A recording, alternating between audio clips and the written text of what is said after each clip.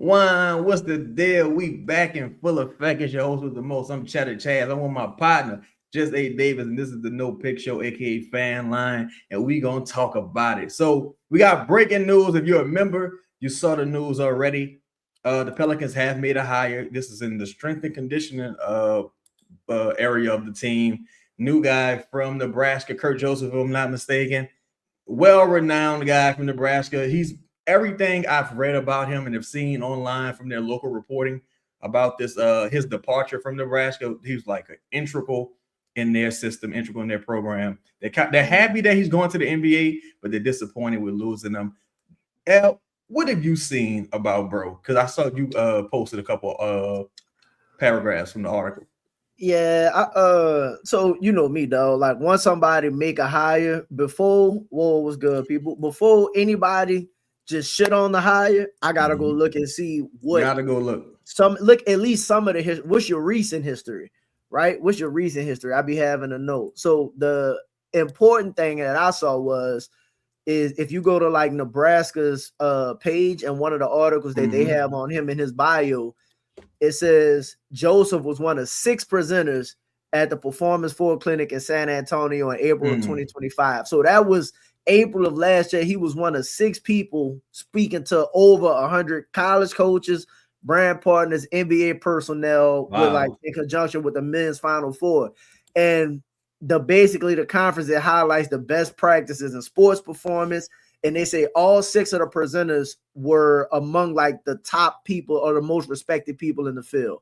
So what that says to me is, on a national level, this guy was thought of as, one of the best. And spent some time with the Minnesota Timberwolves, as you pointed out, right? Absolutely. So before he went to Nebraska, he spent 2 seasons as an assistant with the Minnesota Timberwolves, like did some work with their G League and with the organization and everything, and then decided to go be the guy at Nebraska. Has the relationship with Bryce McGowan, who's currently on the roster, was there when Bryce was in reuniting. Yeah. So again, started in the league, had some experience in the league, went to college, which is not shocking when you in strength and conditioning, and you're trying to move up that ladder. This is how you move up the ladder, right? Because I want to say this as well, not to cut you off. And shout out to everybody in the building. Shout out to everybody in the building, man. Shout out to Pelicans Nola, my dog Justine, Louisiana Gal, 504 boy Clarence, Brian Arbit, D in the building, Pelicans Nola, Zilla, Josh Murdoch. Let me see, basically. Shout out to 504. So basically what y'all saying is we not bullshit with this hire. And I'm glad 504 said that, because the way the narrative had been framed in the media, specifically the local media, is the Pelicans was going to be working out in somebody's garage. They're just gonna be lifting pig iron weights and doing push-ups. No facility. If they get a workout in a hotel room or something like that, cool. But other than that, the Pelicans is gonna be asked out. Me and Planet Fitness. But this looks like they're gonna be trending in the right direction. That's one position that had been replaced almost immediately. In this report, actually, some of the articles was about a day ago, right? To where it was officially announced. So this is good. Seems like a step in the right direction, man. If you're in the building, make sure you hit that like button, hit the subscribe button, and also hit the bell notification. Go ahead. I know. I was just saying, I really like the hire. One, because again, you got to get your own people in the building. But 2, if you look at all of the things that has plagued the Pelicans over time, right? Like CJ McCollum had been speaking about, look, we need to get more, like these dudes not even CJ McCollum. I'm sorry. Take that back for a second. Bro, if you go to the Saints, right? The Saints, when they had all those injuries and whatnot, like under the Dennis Allen regime, and then you found out these motherfuckers weren't even warming up. They don't even stretch. Like, they don't even stretch. It's like, what you mean, man? These dudes, professional athletes, and you telling me they don't stretch? Nebraska's the way they were like operating and whatnot. They, again, if you read the article, it talks about how he had plenty of time before practices, before games, to preach mobility, flexibility, mental strength, like meditation was a big thing for them. See, a lot of the stuff that CJ McCollum was preaching, when he was trying to get through to Zion them, when they was laughing at him, talking about CJ be over there stretching. right? All of those things Joe is making. Joe is making a priority, and I'm up. Yeah, man, it deserves to be celebrated. Absolutely. Hopefully, it leads to some promising results. We've seen Zion's trainer Chris earlier today posted a highlight of Zion yamming on Wemby. Zion just abused Wemby this season. I ain't gonna lie, but absolutely, it just seems like a step in the right direction. Before you move on, you know what I thought about? You mentioned this. I think this was last episode when you said the like Trey's conditioning guy and Zion's people paid out their own pocket. Yes, it's good to have somebody through the system, like right through the team, right, that supplements the same things that those guys are doing on their own. So like that's a good thing. And that's one of the things when you talk about the layoffs and consolidating resources and redistributing resources, you might sometimes you don't want to pay a person $100,000 to do like what could be considered as something minuscule, like that you could get almost anyone to do. You kind of want to redirect some of those resources to things that we're missing, be it a person who's training, maybe you want to put them on salary, be it another physical therapy person. So Amy Atmore isn't just overwhelmed caring for 15 players on the roster and two-way guys. So, I think it's a good step in the right direction. To me, also, it reminds me, a little bit of a Rondo ideology. I know we credit CJ a lot for his professionalism and preparedness, but Rondo also was another person, serious about his work, serious about his conditioning, serious about his well-being heading into these games. And come on, man. All you got to do is finish the job, Joe. Finish the job. Make the move, bro. So, bro, you had a fascinating idea for this show. Fascinating idea. And, my ears perked up immediately. This is the Distress Asset Show. Right now, we're seeing people in the postseason play themselves out of big bread. Seeing people play themselves out of big bread, bro. We saw it last year with Ty Jerome. This year, we're seeing it potentially with Jalen Duren, right? Yep. The numbers have been pretty abysmal. His numbers have been pretty abysmal this season. Whoa, shout out to Brian. Shout out to what it looked like? It looked like his regular, like his career numbers. It looks like the averages, to be honest. Like, here's the thing, bro.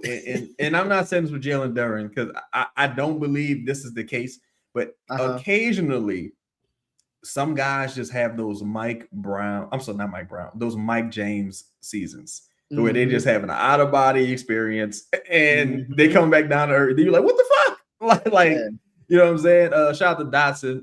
The other day he called it the reverse Solomon Hill effect. The Solomon Hill, it's like Solomon was balling out. It's like TJ Warren, like guys just like people forget Charlie Villanueva, former Detroit Piston, former Milwaukee Buck. He dropped like 50 points in a game. Sometimes these things just happen, but I feel like we've seen enough of Jalen Duren throughout the season to say no. This guy he's like that. It's just this. I don't know what's happening right now. He just overwhelmed. I'm giving a little pushback to the Jalen Duren, bro. I ain't gonna lie. I'm giving on what front? So like, it's one contract year, contract year. Two, their style of play in the regular, like there's a different like regular season ball and then postseason basketball, right? The style they play in the regular season, if you're gonna play consistent and Cade is playing on the level that he was playing at, bro, it is believable to me that Jalen Duren in his year 4, can average 20 and 10 with how that team turned people over, the style that they play, the defense that they play. Bro, we saw Missy in his rookie season damn near 9 and 10. Like, so you telling me a 60-win potential MVP level guy, the number 2 can't get those kinds of numbers? So I'm just saying, bro, so it's funny you mentioned that because we going like team by team and step by step. We're gonna try to keep this show as organized as we can. Shout out to everybody in the building. Make sure you hit the like button. It's funny you say that because friend of the show, my boy Pistons Talk. You know what I'm saying? I'm gonna get him on the show. We're gonna talk about it a bit more. He mentioned that the Pistons, I guess this is a pretty open secret. He mentioned that the Pistons had called about Trey Murphy. No, we're gonna Along with a start. lot of other teams. Yeah, along with a lot of other teams, right? Mhm. In your opinion, is there an avenue to landing Jalen Duren without sending out Trey Murphy? If the Pistons say, "All right, look, we need to add more offense. Clearly, we need a perimeter guy, need more shooting, need somebody to help Cade out, complement Cade. Uh, We just can't afford to lean too heavy into the Jalen Duren investment money wise. We probably should pivot and get some more perimeter players." I don't think we have. I don't think we have the piece. Like if Jordan Poole was viable, Yeah. you know what I mean? Maybe, but I don't know if because other than Zion and Trey, who's your offensive pieces? You know, I was looking at everything today and I said to myself, the Pelicans really don't have a ton of like blue chip No, like prospects. Like no, even if you look at like let's say Queen and Fears. Of course, you're not trading Fears. no. But if I'm Detroit, I'm like I would just keep Duren before I trade Yeah, for Queen. why would Why would I do take that? Queen? Yeah. So I'm gonna say there's almost no avenue to doing it. No. The I only just way asked this off GP. the only way you could do it is if you decided during the incentives interested. So How's Isaiah Stewart been in the postseason in your opinion? About the same as Duren. When you down 3-1, everybody to blame. Everybody to blame. Ain't nobody been good. Right. But I would say the only way you could possibly do it without having to like give up major assets is you have to give up them picks.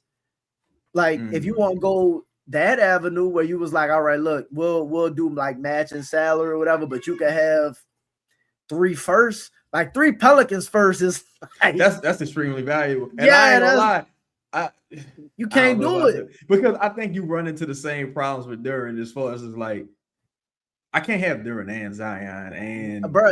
You damn it. Listen, forget Zion. At least Zion can score. Like I know I couldn't have Duren, Queen, and Zion and maybe another center. I just couldn't. It just wouldn't work in my mind, man. I like Duren. If I was able to get Duren for like our auxiliary pieces, that's probably gonna be our distressed assets. DeJounte Hurd-Poole are like our major trade assets. Yeah. And Sadiq Bey, depending on how you feel about Sadiq Bey. Sadiq Bey not getting traded. I don't think so either. Sadiq Bey is not getting traded. Right? I don't think so either. So like that's really what we're working with right now. Like Herb, DeJounte, Poole, and then depending on the asset, we might be able to because I'm not saying you wouldn't trade Trey, but depending on it's gotta be somebody significant, I think, to move Trey. And shout out to H Bizzle. I think this is a really good question. And after this, we're gonna get into your list. I'm very interested in hearing these names. Shout out to my dog H Bizzle. He said, wouldn't it be better long term to just keep Poole and let him expire for the cap space? Well, here's the thing, right? In theory, yes, but in practice, no. But because the Pelicans aren't the free agent destination. So the only way for them to really improve would be via draft and via trade. And for trade, you got to have tradable salary. That's why, with Jordan Poole, for example, if you package that and take on another quote unquote distressed asset or bad contract, hopefully you can kick the can. The only way cap space will ever really benefit the Pelicans is if they were taking back bad contracts and receiving an asset. Like if you take back, this hypothetically speaking, let's say you took back Joel Embiid contract and they gave you a first. Now I know Joel Embiid balling right now, but that's still a bad contract. Let's say you took back that contract into cap space and they gave you a first for your troubles. Aside from that, the Pelicans going to have to keep kicking the can until they become a viable free agent destination. You got to become like Cleveland when LeBron was there. You got to become, something like that to where, and even think about it this way, OKC, as good as OKC is, ain't nobody going to OKC as a free agent. Look, the Lakers couldn't recruit free agents for a long time, even with LeBron. Miami still can't get free agents. Yeah, so people want to be in winning situations. They want to be somewhere where the taxes ain't crazy. Everybody got different, and also another point to the cap space question, because that really was a good question. Free agency is kind of all but dead at this point. Yeah. Like now it's all about people rather take their money, get the money in your signing and force a trade as opposed to taking a chance going into free agency and then the market dictating what you get. Because if they don't give you the money, now you're stuck waiting. You Cam Thomas. Yeah. Left without a dancing partner. Shout out to everybody in the building. Make sure you hit the like button, subscribe button, hit the bell notification, hype up the video. And let's get into the list, big dog. Who you got? So I was trying to decide how we wanted to go about starting doing this. So this is my first thought. Shout out to Fanspo. So let's start with teams in the playoffs because that's what's actively on people's minds, right? Right. So let's start with the Suns. The Suns just the first team eliminated from the playoffs, right? The first team eliminated, swept. Ooh. All of this matters when you talk about reconstructing your team. Right. You drafted number 10. Ain't nothing wrong with taking Malawak number 10, but he didn't really play. I saw somebody mention. Would you rather have Malawak or Jeremiah Fierce? This is out of curiosity. Fierce. Okay. I was just asking, somebody said Malawak. Well, go ahead. Over Fierce? Somebody said Malawak over Fierce. That's why I was told that. All right. Yeah, no. So he's like you're entitled to your opinion. But no.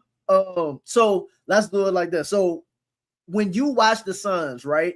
Obviously, they could run it back. Let's say they ran it back, took a draft pick or whatever. To what end? To what end? So now they gotta make decisions. The biggest piece, and let's just discuss it. How do you value Devin Booker? Devin Booker starting next year gonna make $57 million. Got a 4-year deal. It's tough, man. It's tough. Like with Book.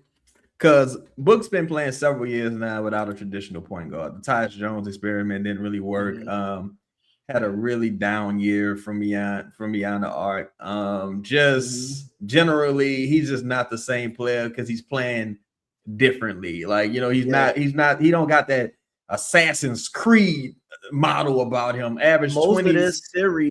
Most of this series, Dylan Brooks and Green have taken more shots than him damn near every game. Yeah, because he's trying to play point guard, and it's just not gonna work, man. His average 26, 3 and 6 26, 6 and 3 this season.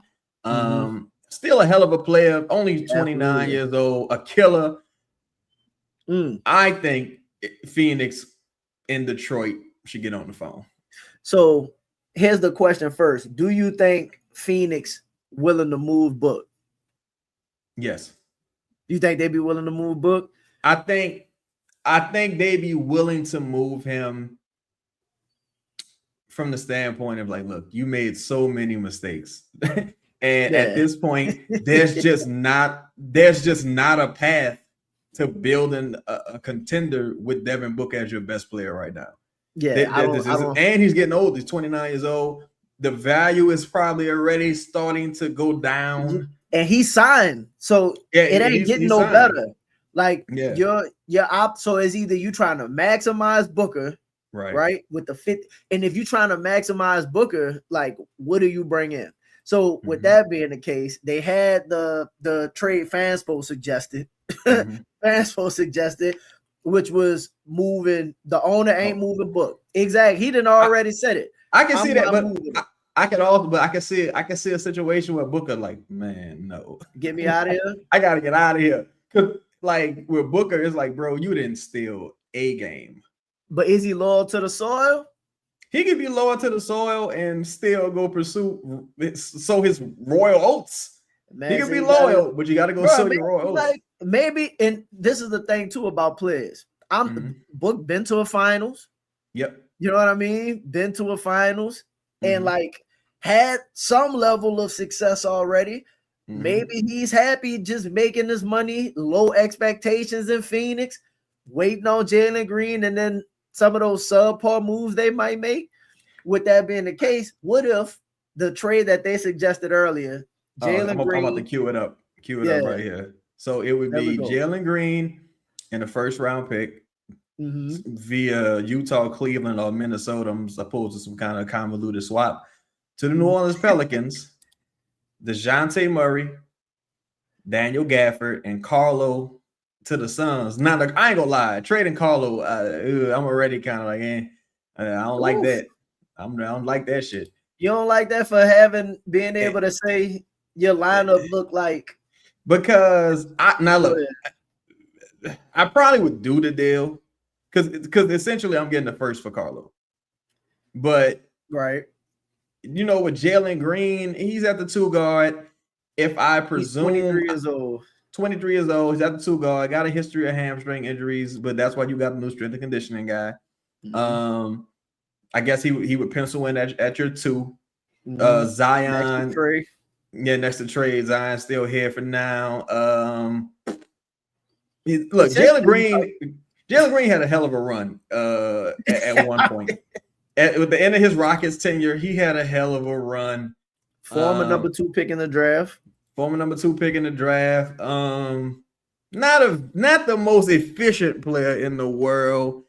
You know, to me, this would be one of those things to where you are trading a bad asset for an equally bad asset. Jalen Green played 32 games this season, averaged 17, 2 and 3, shot 31% from beyond the arc, 17 points on 16 shots. He's always been like a volume guy, never been incredibly efficient. You believe in any upside at all?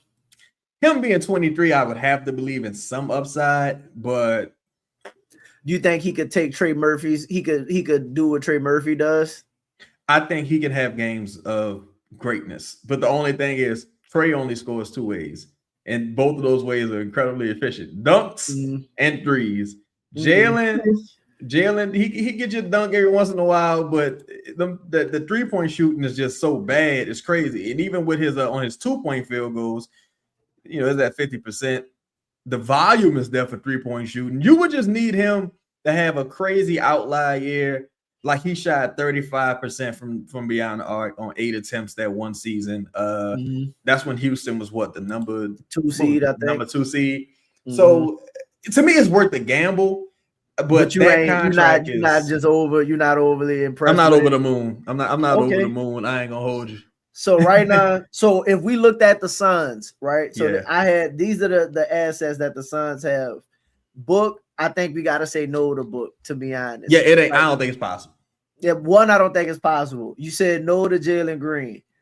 Grayson Allen got 18. Well, I'm sorry. Jalen Green's contract isn't that bad. It's pretty much an expiring. I think it's 30 for like 1-1, isn't it? No, it's he got 36.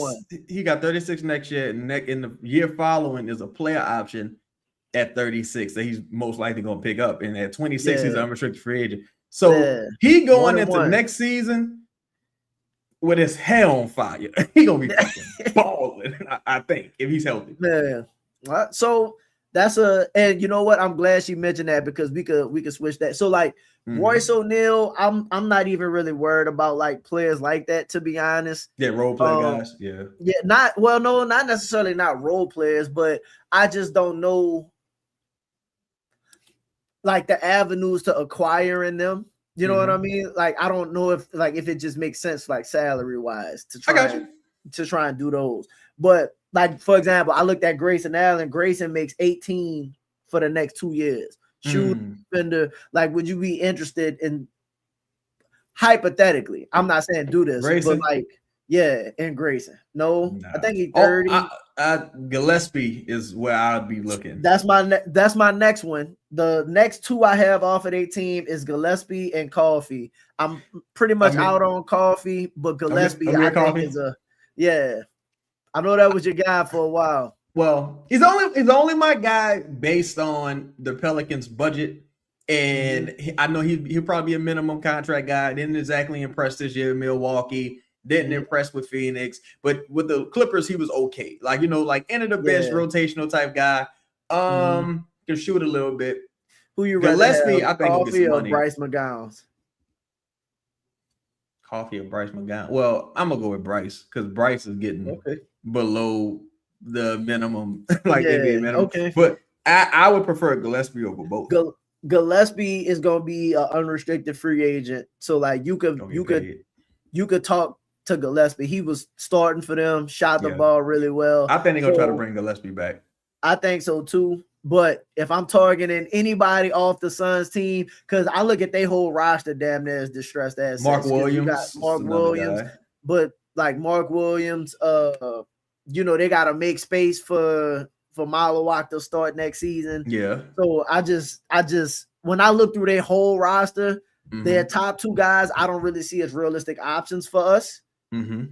And I settle on Gillespie being one of the ones. I'm gonna start his name. My list for that team in the order of like realism and who I would want is Gillespie, Mark Williams, and then Jalen Green.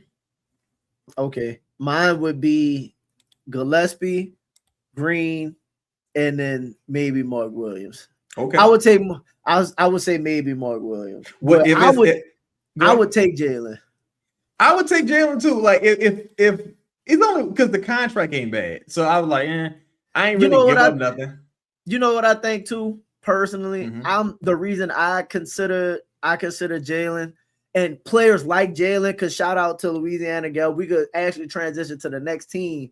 Because she mentioned swap out Jalen Green for Shaden Sharp, who's technically not playing right now, right? I never saw that coming. On the bench, like he started the season. I mean, he averaged 20 on the season. I think it was like 23 and something, and then you can't get no burn. Undersized, no defense, man. Undersized, no defense, not shooting the three well enough. Yep. You know what I mean? But he makes 20 mil for the next 4 years. Yeah, like 23 years old, something like that. Yeah, 20 million next year. They need 21, 23, 24. Not a bad contract at all, honestly. No. So the reason I consider him is because you know what this team need, and that we talk about and you talk about a lot. Fucking athletes, man. He's a super athlete, bro. Yes, him, Jalen Green, them dudes. Like you trying to be a fast team, a transition team, right? Get downhill, people that could go make highlights, they could catch lives. Shoot, they willing to shoot the three, willing to play the new style of basketball. Like, say what you want about Jalen Green, they was the 2 seed. Say what you want about Shaden, you know what I mean? Like Jalen Green, Jalen went for what, 40, damn near 50 in a playing game. Yeah. So if he continue again, 23 fits more the Fizz timeline damn near than the Zion timeline. 23 years old. If you remove Z, it's go ahead. And here's the thing: if he was shooting well, and he had some games where he hit like 7 threes, right? If he could shoot well, if he wasn't as turnover prone on the contract he's on, he wouldn't be available. No, the only reason he's available is because he has some limitations, or he has shown a propensity to be turnover prone. Never really shot well from behind the arc. Doesn't really shoot well from the free throw line either. Talking about Shaden or Jalen? Shaden Sharp. Jalen Green is out my mind. I ain't gonna lie to you. Oh, okay, all right, yeah. Okay, cool. Shaden Sharp, right? Again, quality guy, young, someone who I really wanted the team to draft ahead of Dyson Daniels. We see how that worked out. But I think low risk, high reward prospect. Shout out to my boy Just Real. Would you think they would move to get Shaden? Like, what's realistic? Well, they got Drew Holiday, Dame is there, Scoot is there. Their backcourt is crowded. So they would probably want, they got Klingon, they got Yang. Robert Woods gonna be a free agent. He's on my list too. They would probably want. That's one team to me that doesn't really need much. They would probably don't need Herb either. Herb ain't playing over Tamani. Yeah, they probably want a career. Honestly, the thing I think they would want would probably be like Sadiq Bey or like a premier perimeter guy. It would have to be like Sadiq Bey or Trey. Honestly, would you trade Sadiq Bey for Sharp? I would. Okay. If it came down to it, I would do it. If it came down to it, I probably would do that. Yo, shout out to my boy Just Real 215. Shout out to 215. He said Anthony Simons is young and available. Or gettable. Well, Anthony he's gonna be a free agent. Yeah, he's gonna be a free agent. Now that's another person. Like, I don't think he's gonna get no big money based on how his season ended with Chicago. I wish he would have stayed with Boston, but if the Pelicans could generate some money, that's a gunner off that second unit that would be interesting. And if Ant came here, he damn to be your best offensive player. Anthony Simons? Yes, you could. I'm saying, Big Z, appreciate you with that 2-piece, homie. From what you saw him do when he was in Portland, right? Like before he went, like, no, you could imagine, like, he scored just as well as Trey. Anthony Simons? Numbers wise, like Trey might be more efficient. Like Trey might be a more efficient player, but I think Anthony Simons, like you saw Anthony Simons be able to have the handle. Nah, I don't think so. I don't think he trash, bro. You know who I would like off that team if available? If I could find a way to get Jeremy Grant, I would probably do that. I like Jeremy Grant. Think so? Jeremy 30. But for the second unit, not as a starter. But I would like him as a wildly 3-and-D veteran off the bench. Got size, got range, could defend. He'd be like a Tobias Harris. Yeah, Tobias Harris type guy. Put some salary together, get him in the building. Can I, like Louisiana gal say, that's not a team that's going to be looking to pay the tax unless they can almost guarantee they're going to win. You got Dame, cool contract, but you don't know what Damian Lillard you're getting. Drew Holiday may be on the move. That's gonna be an interesting team to see. That's a team that I'm kind of keeping an eye on Portland to see, because they had opportunities in this series and it's pretty much over. What they do with Tiago, Denny gonna need a new deal soon if I'm not mistaken. You know what I mean? And Jeremy Grant is gonna be expired next season. Well, he got a player option, so he's pretty much on a 2-year deal. Yeah, so it's just kind of like, all right, that's a team to kind of keep an eye out for. Let's move. I think they make a play for Giannis too, because they got a lot of the Bucks. They got a lot of the Bucks picks. That could be the move. And you know what? If they make a move for Giannis, I think that eliminates the Bucks going to get Ja. I mean, I don't. You think they're gonna make Ja the starter show? I don't. That's what I'm saying. I can't. I think that would take a team that currently, according to Dyson, would be like in the running for Ja and eliminate them if Giannis ended up going to Portland. I can see that. And if Portland was like, listen, we'll give you a couple of your picks back for Giannis and just like matching salary, like why wouldn't they do it? They don't owe nothing to Giannis to send him wherever you want to go. Yeah, I mean, not at this point. Giannis playing too many games. But who you got next?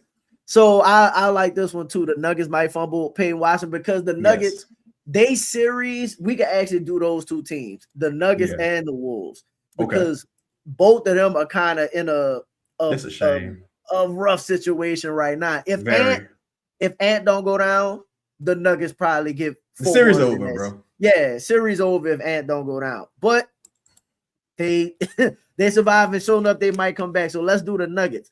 Off the Nuggets team, we got, where is it? Denver. Obviously, you got to consider Peyton Watson. I think Peyton Watson is the biggest target off that team that you would at least consider. And Peyton Watson really in an outlier year. How do you view Peyton Watson? I think that's another scary situation. Another restricted free agent too. So you got to offer him bread to get him to leave. Yeah, and they don't have many avenues to build that team. I think if any team should probably consider it, but see, they can't even really take a gap yet because at best Cam Johnson falls off the books, but you're still in such a dire financial situation because of the Christian Bond contract. So it's like it would be in their best interest to trade Peyton Watson. That's what I was about to say. Do they have to sell Peyton Watson to salvage the roster to a degree? And if so, how do we go about? Is there an avenue to maximize off of that? I think I had something queued up before, but I think there's a way, because Denver could use Herb Jones. There's a way to put something together via sign and trade, if I'm not mistaken, to send them Herb Jones and potentially one other guy. for Peyton Watson. Maybe depending on what Watson's contract gonna be, because I think Watson's another dude who might have played. Him not playing probably fucked up his bag a little bit too. So what you think his money look like? 20 higher or lower? I think he went from 30 to the 20s. He went from 30 plus to like maybe 20. Trey make 25, 20, gonna be 27 next season. I can season. see him getting a Trey Murphy, Devin Vassell type contract. You think he earned that? He really I don't think he's earned that necessarily because he didn't play in the postseason. But I think you got some teams, like if you're a team like Brooklyn, you know, certain teams would be like, so you bet on it. Yeah, they'll give it to you better on teams who got cap space. I can see a team like you get paid in 5 for 140. What is that? That's about what 20, 22, 23 ish somewhere in there. I know it's an even number, obviously. Yeah. Oh, Christian Bond contract. You saying that. Looking at do nothing with Brian, bro. Yeah, they're not gonna be able to move him. Looking at everything, bro, they couldn't move Bond without attaching draft capital, and it would have to be to a team that don't plan on being good for years. I think that's another team that Detroit probably should try to do some business with if possible. They're gonna need some expiring. I mean, some expiring salary. They're gonna need some things to happen, dog. Denver or Detroit? Yeah, Denver. Yeah, but I think with Peyton Watson, send him Herb, maybe a first. Would you take Cam Johnson for Herb? They would have to take back Hawkins too. Well, you know what? If it was Cam Johnson and Hawkins for salary matching purposes, I'll do that in a heartbeat. Because I'm not a person at this point who's looking to get a major return for Herb. Because to me, you think Herb hurt the value? What's more important than getting a major return for Herb, in my opinion, is moving on from that contract. Because that contract is about to get ugly. For about a couple years, that contract is going to look like Christian Bond's contract. Because keep in mind, Christian Bond got that contract because he's a champion. Yes. So, you know, he was instrumental as well. Right. And if you did that and had like Herb and Hawkins for Cam Johnson, not only do you have the expiring, obviously he expired, but you add at the time Cam Johnson was thought of as an okay defender. You know what I mean? It's like a solid. His best days were in Phoenix, but he was about to be 30. He already was an old player. He was Trey Murphy, the same age as Herb. He was Trey Murphy before Trey Murphy. Yeah, basically, right? They also you say you shooting. It's just there's just so few avenues for them to keep Watson that it's like if you my theory for them was take back less money than you sent out. Yeah, and give the difference to Peyton Watson. I mean, you probably could share a couple other guys, let a couple guys walk. They might be looking at, you know what? They might be looking at Peyton Watson because he is a young player. I mean, they really got to go all in on Joker. You got to maximize his timeline, bro. You have to. So maybe they looking at Peyton Watson as an avenue to get a player more ready for their timeline now. A deal I could potentially see happening. Again, the Pelicans are, a few million below the salary cap. Once the inevitable declining of Kevon Looney, they'll have a little bit more space to do something. I think they'll have about partial non-tax MLE, not the full non-tax MLE, but they should have close to 12 million, right? In a couple roster spots. If a deal was, for example, let's say Cam Johnson to the Pelicans and let's just say Herb Jones straight up, right? There's Herb Jones straight up. It wouldn't work. So they would have to take back Hawkins. And in that regard, let's say you get a guy who can shoot, you got Herb Jones on a cheaper contract. Hawkins is $7 million, falls off the books. I mean, they give themselves an extra $1 million, but they would have to go into that deal. And I mean, they would have to go into next season, You got Jonas is gone. Probably.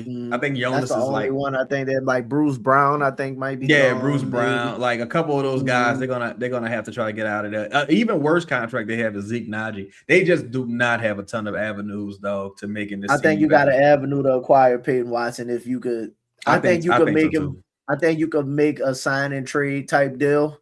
To be able to bring Peyton Watson in. I think Cameron Johnson is more realistic, but I think I got to look at this because what was that with your most hated? If there is an avenue to making something like this happen under the current league year before it rolls over, you might be working with a little bit more leverage, but it's gonna be tough.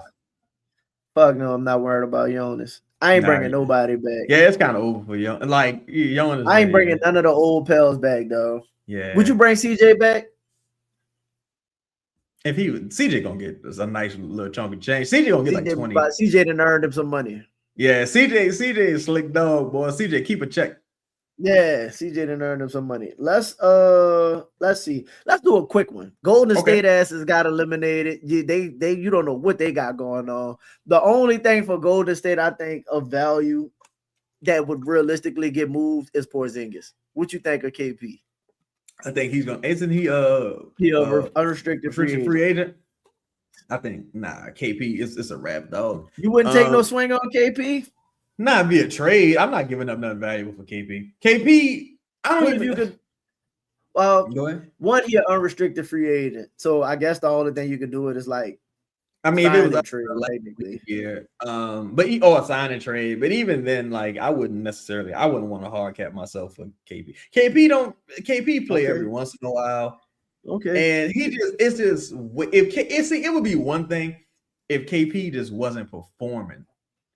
He plays amazing when he plays. Amazing. He's a difference maker. He just never plays. Like that's the thing. He like never plays.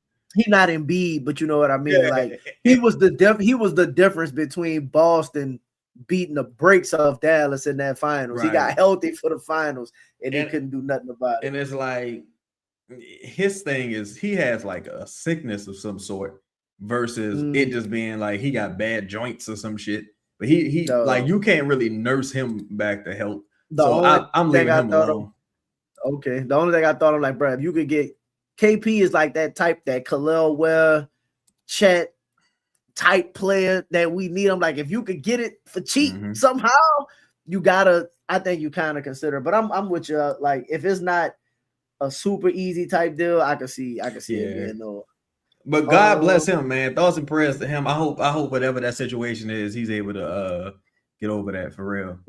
Yeah, so we got them. Let's do another team that's kind of in a tough situation. Let's go to Philly. Philly in a tough situation. I got a couple names I would want from that team. Okay, go run your names that you would want with that. First off, what they doing with Embiid? What you think? Embiid made 57 plus for the next 3 years. Embiid is staying in Philly. Oh, Embiid will be in Philly. Unless a team like the it would have to be a team like the Raptors that was like, we'll take the chance, right? Or even if Cleveland could find a way. I'm not sure if Cleveland is out of the second apron yet, they could aggregate salary. It would be a team that was like, look, we'll send you parts for Embiid. That's to take him off your hands. It's a god awful contract, bro. Yes. It would be similar to a KP situation where, like, if you traded for Embiid, you would trade for him, and in your mind, you like, we don't need him for the regular season. We just want him to be healthy for the postseason. Only person I would really want off that team that's gettable is probably Quentin Grimes. Okay, you don't like Kelly Oubre? I like Kelly. I like Kelly Oubre. I think Kelly's I think he's a free agent, if I'm not mistaken. Both him and Grimes, both free agents off their team. Oh yeah, I would sign Quentin Grimes before I sign Kelly Oubre. Okay. Yeah, so I think Quentin Grimes is another one of them dudes to where he should have got paid, but he just became a free agent at the wrong time. Who would you prioritize, Grimes or Gillespie? Probably Grimes. Over Gillespie from Phoenix? Because I can see scenarios where Gillespie is just too small to be out there on the court. Okay, that makes sense. Yeah. But Grimes, like that. tonight, Grimes got 18 points versus Celtics so far. Finally, It's just he had instances last year. Last everybody year, thought he was gonna get paid. You know what I'm saying? And it just didn't work out. Yeah. So let's see. We done Denver. Did we actually do Detroit? I know we talked about Duren, but I don't think we. No, we didn't. We didn't talk about Detroit really. Let's do Detroit because they on the verge of being 4-1. What you think happens with Duren? Like just like if you had to bet money, is he on the team next year? If I had to bet money, I say yeah. Is he super max or his like? What you think happens with his deal? I can't see him getting super max because he gotta make all NBA to get that anyway. I think he's gonna make at least. I think he'll get 13. But with Cade, with the exception with Cade and Luka, and Ant might get accepted if the appeal works out. He might get left off because recency bias. But see, Detroit is in a cool position because Detroit can actually attract free agents. And be balling out right now. Yeah, be having a good game. They could actually attract free agents. So they not in a situation where we'll never land another star because in their mind, we've been waiting on you to play like this for years. Yes. And you do it in the regular season and you show up in the postseason. Well, you don't show up at all in the postseason. You arrive in the postseason and it's just awful. So I can see a scenario to where they if he not taking nothing less than the Supermax, then we'll just have to trade him. Okay, I can see that. Trajan, I'm interested to see this team now is getting to the point where Trajan had an easy fix when he came in. You just brought in some veterans, and then you got a coach that had got fired that was coach of the year. I felt like that was now. You getting ready to see what Trajan got to do. The deal gonna be up. Harris, unrestricted free agent, getting ready to roll out of that. Would you consider Harris here? Tobias Harris? Hell no. Yeah. No. Hell no. Yeah, hell no. Stewart I think he got a 1-1 left at 10 mil. Would you consider bringing in Stu? I would, but I just don't know what that deal looks like because in my opinion, they need offense to the point where it's the Pelicans don't really have nothing to offer them offensively. You're not getting traded. That's as out of the question, especially for Isaiah Stewart. So for Stewart don't make no sense for either team. Yeah. So it makes more sense for the Pelicans than it do for them because they got Asar and Holland and stuff like that. I think they're gonna have to move Asar. They're gonna have to move. They're gonna have to move those. They're gonna have to move some of them young pieces. I got Asar. You know how we talked about. I got Asar on this list too right now as my last person from them. I would consider because he make 11 mil next year. Then he a restricted free agent, and see, and that's the thing too. Where it's at least with Amen, I can convince myself that the offense is going to come along. Mm-hmm. With Asar, he just content with being just straight up defense. And I'm for all that, I can just you know what I'm saying? Even though he's ain't nothing we can do with Detroit, basically. Nothing we can do with Detroit, in my opinion, because I'm not sending them trade. If you want Jordan Poole, maybe we can talk. If you want DeJounte, maybe we can talk. I don't know why you would want DeJounte. I don't even see why, even if you sent them Poole, there's nothing in return that they could send you that you would want. even money wise, it would have to be like a 3-team deal. You would have to expand it somehow and find them an offensive guy. And so them Detroit and Phoenix seem like they a match made in heaven to me. Yeah. So Detroit for us is a no. Phoenix for the most part is a no. Mm-hmm. Philly, I think you can figure out something with Grimes, but Philly for the most part is a no because Grimes a free agent. Right. Let's see. Is that all of the? I think that's most of the losing teams. Houston, we could do. We talked about. I got a few. We talked about Houston a lot. Let's do Houston real quick. Who do you think is the biggest distressed asset right now for Houston? Alperen Sengun. No question. No over question, KD? Over KD because KD never really had an avenue to not being a distressed asset because he's an older guy. This is his fucking 14 and 4 years or something weird like that. He just never really had an avenue to not being a distressed asset and netting like a great return. I say Alperen Sengun because again, it's hard for those type of players in the postseason. Is the defense is non-existent. The offense, in all fairness, the Rockets should have at least 2 wins right now. It should be 2-2 if they didn't melt down at the end of the game. But I think with Sengun, it's too easy to offset some of his strengths. I think he's another person that like I just seen that player before. I've seen that player in Kevin Love. I've seen that guy in David Lee. I've seen that guy in Domantas Sabonis to a degree. I've just seen that player, that archetype of player, and I think he's the biggest distressed asset. You think they make a decision to move him? You think they move him? I think they'd move Kevin Durant before they move Sengun because they can say, well, shit, you know, we didn't get to see the real Sengun because Steven Adams got hurt. We didn't get to see the real Sengun because Kevin Durant didn't really play, so it didn't, and there's no spacing on the court. I think, and it was like, well, when we did have Sengun, when we did have Jalen Green, we were the number 2 in the West. So obviously it's not the coach. It's the only thing that's really changed is we traded Jalen Green for Kevin Durant. And every organization can point to Kevin Durant and say, aside from Golden State, can say when you arrived, everything went wrong. So I think everybody's gonna put in the offers for KD too. I think you'll get significantly. I don't want to say more because the KD narrative is officially starting to change. Yeah, and it's like nobody's doing well when I don't think a lot of teams gonna put in offers. I ain't gonna lie. You don't think? I think Miami calls. Maybe. I think you know what? I think it's gonna be teams that's like burnt out type teams. Like it don't matter if he does. Yeah, because if KD go to Miami, to me that don't change anything. It would have to like the only team I can see him going to, because it's two things. One, he can destroy your team, not him necessarily, but having a trade for him. Yeah, if you're a young, promising team and you got to send out that type of salary to get him, like even the Spurs, if you're gonna trade 6 man of the year, Keldon Johnson, and salary to go get Kevin Durant when you got further than the Rockets pretty much at this point. I'm trying to think of another team. If you OKC might could bring him back because it's like, you're gonna be the third option here. Like, you know what I'm saying? OKC probably will bring him back. But make what? Like 50 mil? Something 50 crazy. plus? Let me look at it real quick. Ooh, yeah, to me, I just don't think the offers will be there necessarily. And I think even as great as Kevin Durant is, it gets to the point where you become a bit of a pariah.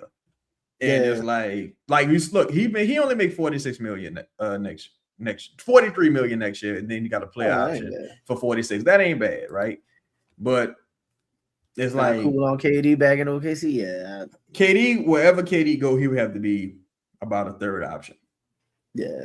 So you got to think of teams that would got 2 solid 1 and 2 options. I can see him going to Boston. I see Boston. For who? I don't think they moving Derek White for KD. Like somebody. They don't have I don't think they got salary to move for KD. That's another thing. Most of the places that he would, like, for example, that wouldn't make sense. I'm like, could Minnesota? And he said he wouldn't even be willing to go to Minnesota. Who, Kevin Durant? Like, yeah, remember they was trying to trade for him. He was like, I ain't trying to go to Minnesota. I wouldn't give a fuck what you're willing to do. Well, if I'm the opposing team, but of course you would have to make that decision. I think the Knicks is interesting. The Knicks got to do something. I ain't gonna lie. I think they would trade Derek White for Kevin Durant. Derek White, 32 years old. If you just did like Derek White and Sam Hauser for Kevin Durant, yeah, I think they'd do it. But I don't think you do that. I don't think what you call it do that. Because you got to remember, Peyton Pritchard started a lot this season. True. I think Houston would consider that, bro. I ain't gonna lie. I think Houston Derek would White shoot, play defense. Sam Hauser shoot, play a little defense, and you get the kind of like you get to get shit back around. You get like quote unquote the professional back in the building. You still got Fred VanVleet contract you can move. If I'm Boston, that's something I would consider because you ain't got no young team. If you Boston, this is the Jason Tatum and Brown show. Kevin Durant contract is short. So even after he gone, it's still the Jason Tatum and Brown show. You know what I'm saying? Boy, if you put KD in Boston in the East, hey, it's easy to say. He'll fuck it up. Yeah, it's easy to say. That's why I was like, on paper, yeah. Then them motherfuckers get there, you're like, oh, what happened? Let's run through the rest of loss for Boston tonight, y'all. Jalen Brown played awful tonight, son. Jalen Brown and Derek White. Well, what's tonight, the series? Is it 2-1? It's 3-2. It's 3-2. And so it looked like the Knicks about to go up 3-2 as well. Knicks up, what's that? 16 at halftime? Yep. So Boston let's quick run through some of them then. Let's quick run through some of those teams then. Like, so to finish off Houston, you say Sengun is the biggest distressed asset they have. In my opinion, yeah. But you don't believe they actually moved Sengun. I think no, I don't think they moved Sengun. I think they would move Kevin Durant. If it came down to Kevin Durant and Sengun, I think they move Kevin Durant. Because Sengun's still only 24 years old. Young guy. Got him on the contract for 3 years. He's never touching 40 million. So I would keep Sengun if I was them. I think so. What do you think? Tari, Reed, you think any of them could be potential options? And if so, would you now I would say two other guys who are distressed assets. That's not Sengun. Jabari's a distressed asset, in my opinion. You think so? He just signed that deal. He signed it based on last year, though. He never really lived up to being the number 3 guy, like the third pick. So I think Jabari, because Jabari's ideally 23. He made 23.6. Yeah, 23. You take Jabari here? Yeah, I would trade for him. I would do it. I would do the deal. Like the thing with Houston is always making the money work. Like, and that's the thing with Houston. Like, you would have to, in theory, if you was sending, let's just hypothetically speaking, let's say you was sending them DeJounte, right? You would have to send them like if I sent them like DeJounte and let's say the framework was DeJounte for Jabari. They would be. I don't think they would take back that much extra money just to get DeJounte. I think it would have to be Got VanVleet coming back. Yeah. I think, and VanVleet got a player option, so they fucked.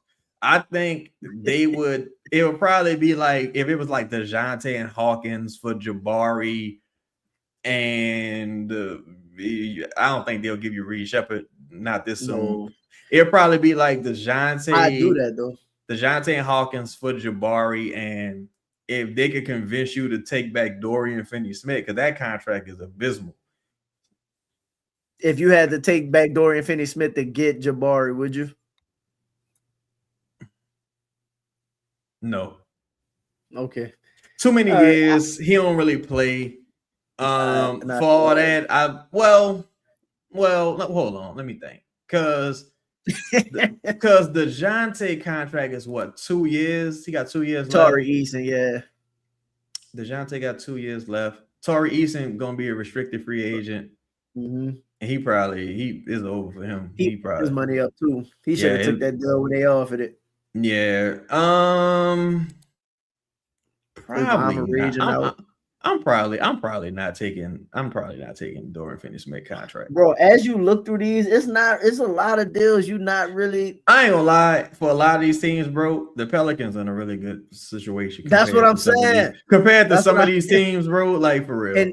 And then like making the playoffs or whatnot, and now you gotta really consider how good you are. Because here's the thing, bro.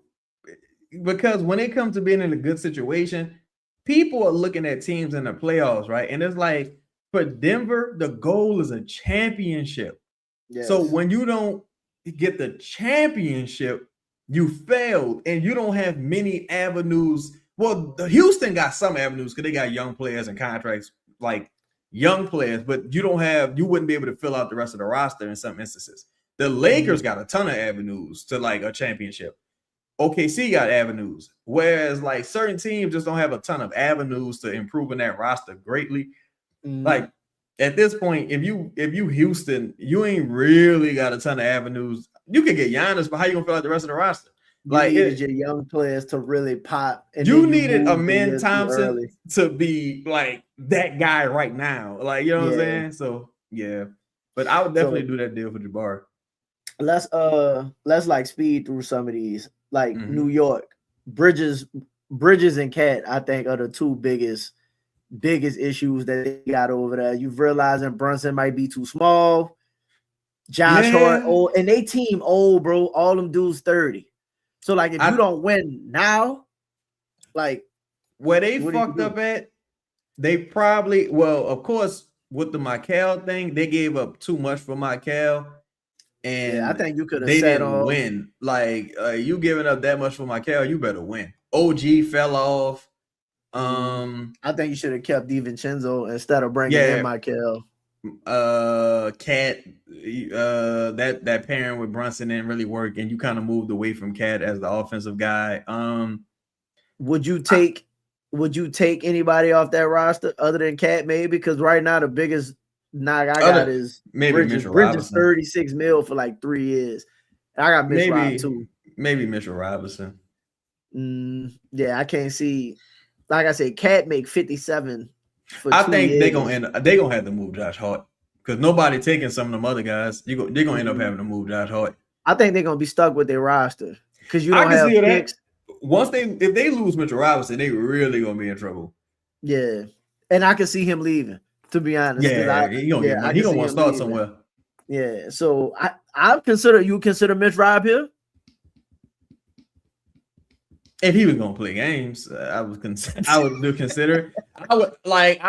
me, unrestricted. He'd have to come in for a low number. You playing him above. Because he getting like what 15 right now, so he probably gonna. That's what he getting right now, like 12 to 15, something along those lines. Like that, yeah, he probably gonna want like 20. He's not getting 20 on the open market. In fact, he might want a Hartenstein contract because Hartenstein. He's not getting that either. Hartenstein got 28 for 1 year left. That's a guy who, if he becomes a free agent, I don't think they're gonna let him walk. He on a team option. They could use that as expiring salary for a trade. But that's a guy that I would consider bringing in for real. I'm glad you mentioned that. We could transition to them. So OKC, if they win, is in a very interesting position. Because it's not necessarily distressed assets, but they're so good with asset management. They got 2 picks in the first round that you either gotta take a move, right? You got all the young players all like on the bench. Dog. Hartenstein on a team option for 28, which you could not pick up. If you wanted and then you drafted his position last year with Sorber, who should be coming back next year. So come back from injury up. So you really don't have to keep Hart. You got Dort on a team option for 18. So that's wait. So if they pick both of them up, that's how much you say Hartenstein was making? 28. So that's 46 million. God damn, $46 million in expiring money. They could, man, them do the world is they oyster. That's what I'm saying. So again, that would make sense. And look, if I was Houston, that's the team I would call. And be like, yo, give me Hartenstein and Lou Dort for Kevin Durant in the first for Kevin Durant. I'll do that. That's right. That's Harden Dort for that actually might fix Houston. I think you would get some of what you lost with Dylan Brooks. Yeah, you get a center when healthy, he's kind of solid, and you get to be Steven Adams. And if it don't work, all that money fall off the books, and you Houston, so you're gonna be able to sign some people, and you can figure it out from there. That's interesting. So as far as a Pelican standpoint, is there I'll take Dort Hartenstein. You do Dort, but I don't think we could give them nothing. Everybody said that OKC might be interested in Herb. Yeah, like just taking. Like turning Dort into Herb, like would you? I would do that. He 18 on the deal. How much you got to be within the contract for it to work? It will work because I think he only making $4 million more than Herb. Herb will making 15. You think they throw AJ on a 1-1 for 4? You think they throw AJ in there? If I can get AJ, I'm taking Dort, and you can have Herb. Dotson seems to think so. AJ, just for clarity, AJ's a point guard, right? Well, Yeah. what's AJ's measurements? AJ, I think AJ like 6'4", 6'3", 6'4", something So like he that. about the But same size as Spears. I'm That would planning, be dog. that would be interesting. I think he's one of them young potential, like the young potential stars. Yeah. Like dude who got game. I think, give me Bay and I'll give you Dort in the 18 pick. I'll do that. Wait, say that again. I'm reading Josh Murdoch. Pull up Josh Murdoch last comment. Wait, hold on. He said, give me Sadiq Bey and I'll give you Dort in the 18 pick in this year's draft. I'm not doing it. You said why? You value it because of the 16 or because like why? Because I wouldn't do it because cap space is kind of young. Cap space don't really benefit me. So me getting an expiring contract don't really help me in this scenario when I could get a cost control guy who probably gonna cost the same amount as Lu Dort, probably because Sadiq probably gonna get like 18 to 20, something like that. With the 18th pick, I'm like, that could be any fucking body. Like, I don't know what this could be, right? Like, that could be any fucking body. What I wouldn't do it, bro. I wouldn't do it because, and I still got hurt. So I'm like, I'm not, and Sadiq Bey and I would need another first. I would need about 2 firsts. The only reason I would need 2 firsts is because I'm giving you $6 million. Sadiq Bey making $6 million. He's younger, physical. He kind of fits. He can shoot. He can score in a number of ways. Man, they got sometimes they don't even be playing Lu Dort in the postseason. So I like Lu Dort. Like if it was her for Lu Dort, I'm doing it. But not Sadiq Bey for Lu Dort. I couldn't do it. If I could do, would you target their first round pick? I trade them her for pick 18 right now. You ain't gotta give me nothing back. Just give me pick 18. I don't need to play at all. I would do that. Absolutely. If you got. Could you do that? I think you could. I don't know. If you got 18, well, you can. Here's the thing: you can trade Herb into salary and create a trade player exception for yourself. So you could, in theory, if a team had like cap space, like they was like, listen, he'll go out 2. Let's say they because they got a lottery. Let's say they 2 because they talk about the 2. Let's say that pick stay at 12. Would you do 12 and 18 for Herb? Both of them. Yes, absolutely. I don't need Josh Murdoch. I know you got connections, Josh. I don't need both of them picks, Josh. Give me one of them motherfucking picks, and Herb is yours. It's yours. The world. I believe, bro. I ain't gonna lie. I think OKC gonna make a call for Herb. I can see that. I hope they do because I mean, look, they got avenues. They got a ton of avenues to do it. Caruso, they don't need nothing else. I think that's the only option that they off our team. I mean, obviously Trey, but I don't think you move Trey. And see, OKC said, Josh said, I don't want Herb Jones. I think the Lakers another team that can make a call for Herb. I don't want pivot too much, but you good. It said the insidious old teenager who devalues Alperen Sengun and young actors is Kevin Durant. Yeah, we kind of said that Kevin Durant is a bit of the culprit with some of these teams. When he wind up in OKC next year, don't be mad. I think that makes a lot of sense for OKC. Dort and Hart for KD.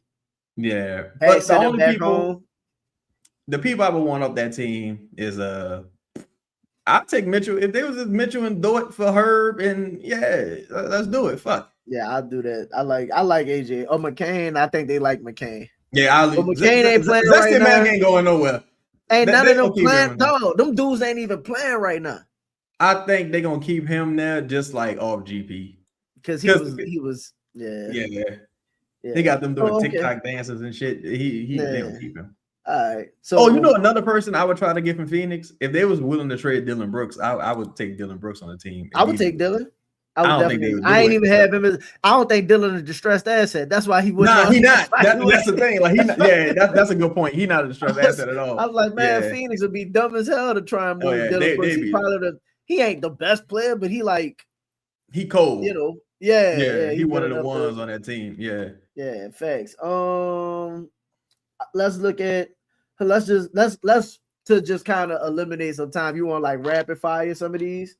It's on you. It's on you. I'm chilling. So Atlanta got some questions they're gonna have. right? You see them. I don't think they're gonna beat the Knicks in this series. I don't think Atlanta got any distressed assets. You know, Except for Zach Dyson. Ricochet is a distressed asset. But see, with him, it's like you think he's so bad it don't matter? He's so bad, you would just be like, all right, bitch, go about your business. Like you just ain't gonna get no extension. I'm not gonna offer you nothing. This going. You don't think they're gonna try and trade? He make 14. They're gonna try and move him at least. Let me see. He under contract for he made 14 and they got a club option for 17. So he pretty much an expiring. They don't have to move him. I mean, they'll probably try. They'll probably try. Like they could pair his salary with like some other mid-tier salary, like Corey Kispert, who's all like, making close to 14. They could pair, some mid-tier salary and try to go get a guy like a Conwell and Corey Kispert and Ricochet, whatever. What's his name? Ricochet. Yeah, him. Him. They can make something happen. Even Kuminga's on a team option. They got avenues to generate a lot of cap space, but I don't. For them, you almost do better keeping him. And they in a really good situation though. He's their Killian Hayes. Yeah, and know what? And sometimes you miss. I'm gonna say this. I don't think they're. Well, it depends on how the lottery fall, of course. I don't think their situation is that great, honestly. Because Atlanta, I say that because it's like I think Atlanta overachieved this year, and I think they did it masterfully. But I think CJ, if you're not willing to pay CJ gone. That's the question. Do you think? Because do you think he don't fit the timeline at all? And what they do with Kuminga?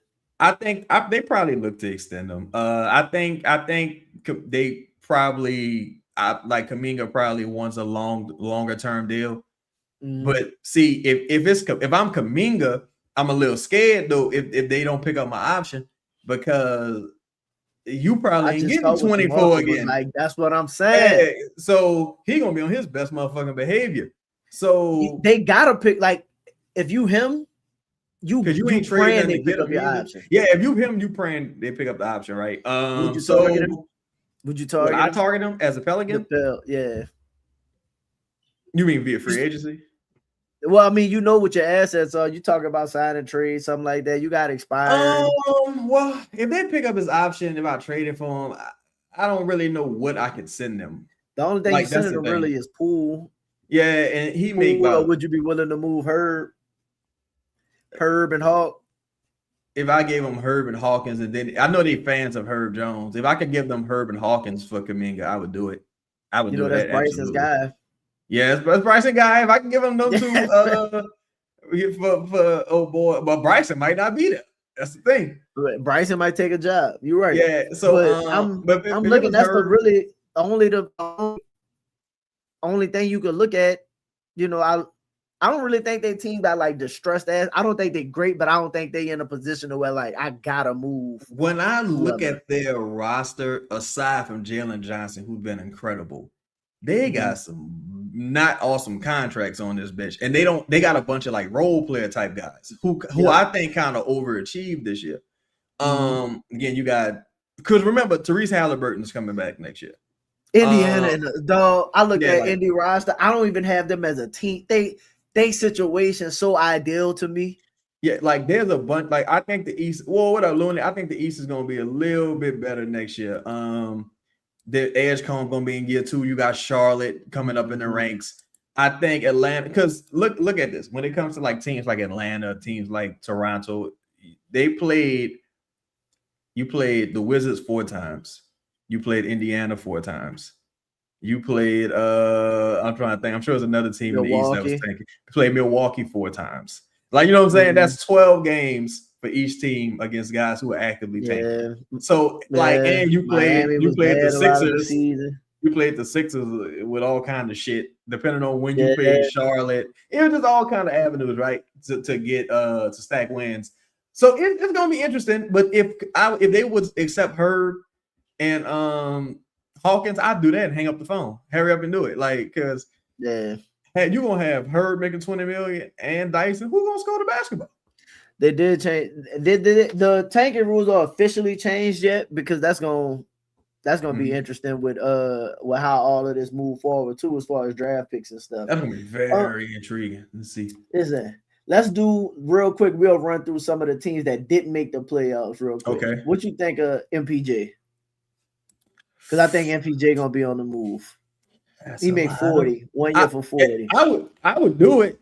I just the money is just it wouldn't be tough to do. It just I would have to. I'm not sending them no 3 fucking firsts for Michael Porter. No, I'm not doing that. I'm not. And that's the only way they go trade him. I mean, they're gonna just let him expire. They probably extend him. They probably be like, "You want some more money? Here."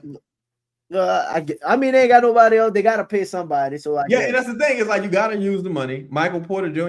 The money not available for you in free agency. That's another team that should call Detroit, or Detroit should call and see what they can get done. If I'm Detroit, I would absolutely kick the tires on MPJ. Yeah, definitely. If you put that scoring next to Phoenix should call too. Phoenix could use somebody that's just gonna fill it up. Claxton, that's the only other one I got for them. I like Sharp too. If it was like Sharp, Claxton, MPJ would be the least of those. He would be the most difficult to acquire. I don't think we could do anything with that. To be honest. You think Claxton's way better than Messi? This year he was really good, but you think Claxton's way better than Messi? I don't really think much of Messi though. So yes, I understand. So yes, like.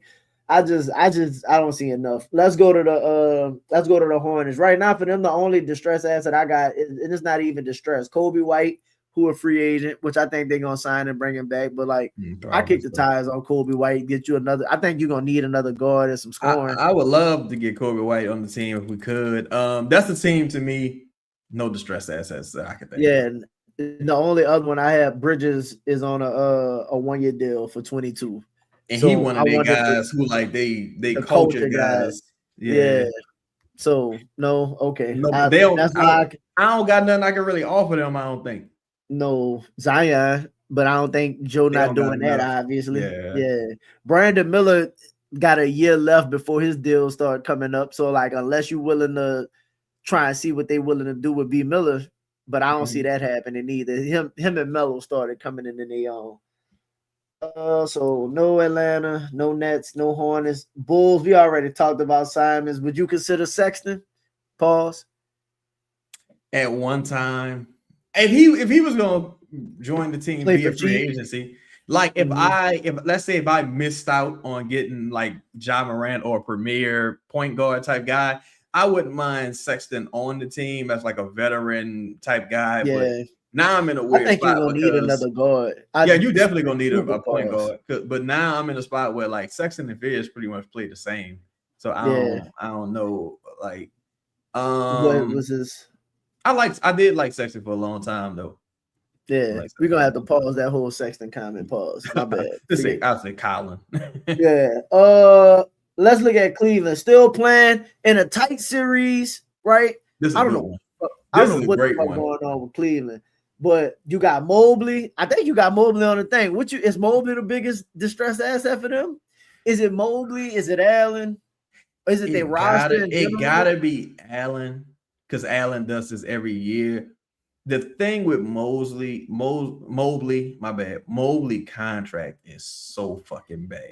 It's 4 for 50 plus. He just signed it too. Yeah, and it's like $50 million each year, like 50 plus million each year. So it's like, no, boy, and dude is a freak of nature physically, but he's not very aggressive. He's really passive. Hasn't developed much as far as like consistency. Offensively inconsistent. Like the money, it just don't know. Yeah, at some point in like 2 years, he reached that 60 million. You in a situation with him to where it's like, no, you gotta just hope he figure it out. You can't rather Mobley or Duren. Say that again. Mobley or Duren. Oh, if my option was either one of them, I'm taking Duren. If Duren got the money? If Duren and Mobley had the same contract, I would take Duren. Okay. Because at least I've seen in a regular season, I've seen Duren not be no punk bitch. Like Mobley, not that I'm saying he's playing, I'm not saying that at all. But what I'm saying is I've seen him be just so passive. He's just a quintessential fourth option, like third, fourth option with second option talent. And he just won't do it. Won't be aggressive. When you Chung make a good point, the second to last comment when he say like when people complain about Zion and the extension and all of that, and it's like, dog, Duren possibly gonna be Duren looking at 50, Mobley looking at 50 plus, like MPJ 40 plus. Like these dudes make a lot of money, dog. These dudes make a lot of money, and they're not significantly better than him. I'm sorry, they're just not significant. Their team might be constructed in a situation where they might be a little bit better off, but I just don't see, like, again, bro, we just went through how many teams? So, and they gonna have a hard time moving Allen, bro. They gonna have a hard time, bro. MB about to make, and again, MVP all that. MB don't play, about to make 57 to 60 mil. They got some abysmal contracts in the NBA right now, though. And they again, bro, they gonna have the hardest time moving Allen, bro. They gonna have a hard. Yes, Allen make 28 plus. It's gonna be tough. He make 30 for the next 3.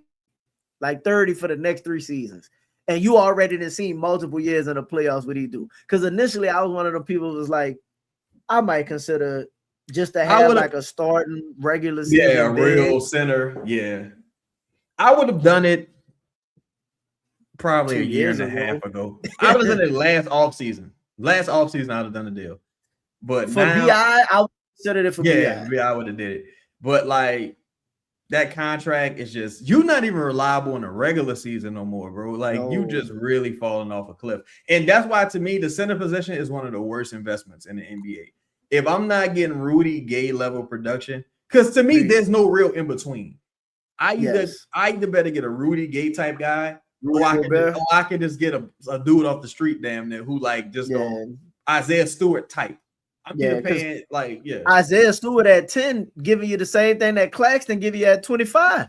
Yeah, it's like, again, that's one of them positions that, like, if you can draft a big body center, and if they're like solid and decent, you can survive. Like you can survive with Klingon. Like, and not that I'm saying he's decent, he's much better than decent, but you can survive with Klingon and Edie if those guys are healthy. Jared Allen just physically just can't stand up to the NBA no more, like the labors of the NBA no more. And yo, make sure y'all hit the like button, hit the subscribe button, hit the hype button as well. Share it live if you can. Appreciate y'all rocking with us.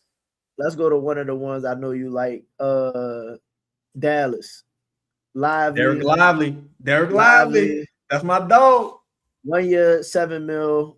And look, let me ask you this: Would you consider? Because I got Clay on this bitch as an expirer. Clay, would you? Because you wouldn't bring if it took you to take Clay to get Lively. What's the deal? I mean, it's got to be one of our distress. Like, I guess let's say you missed out on Ja. Let's say you missed Ja, because I think in order to move the Giants here, you gotta like miss out on somebody, right? I know they still got Kyrie. I know they still got Kyrie, but still, it's either him or Poole, right? It's either DeJounte or Poole. Honestly, and this is a little interesting, I would probably prefer Kyrie to Ja.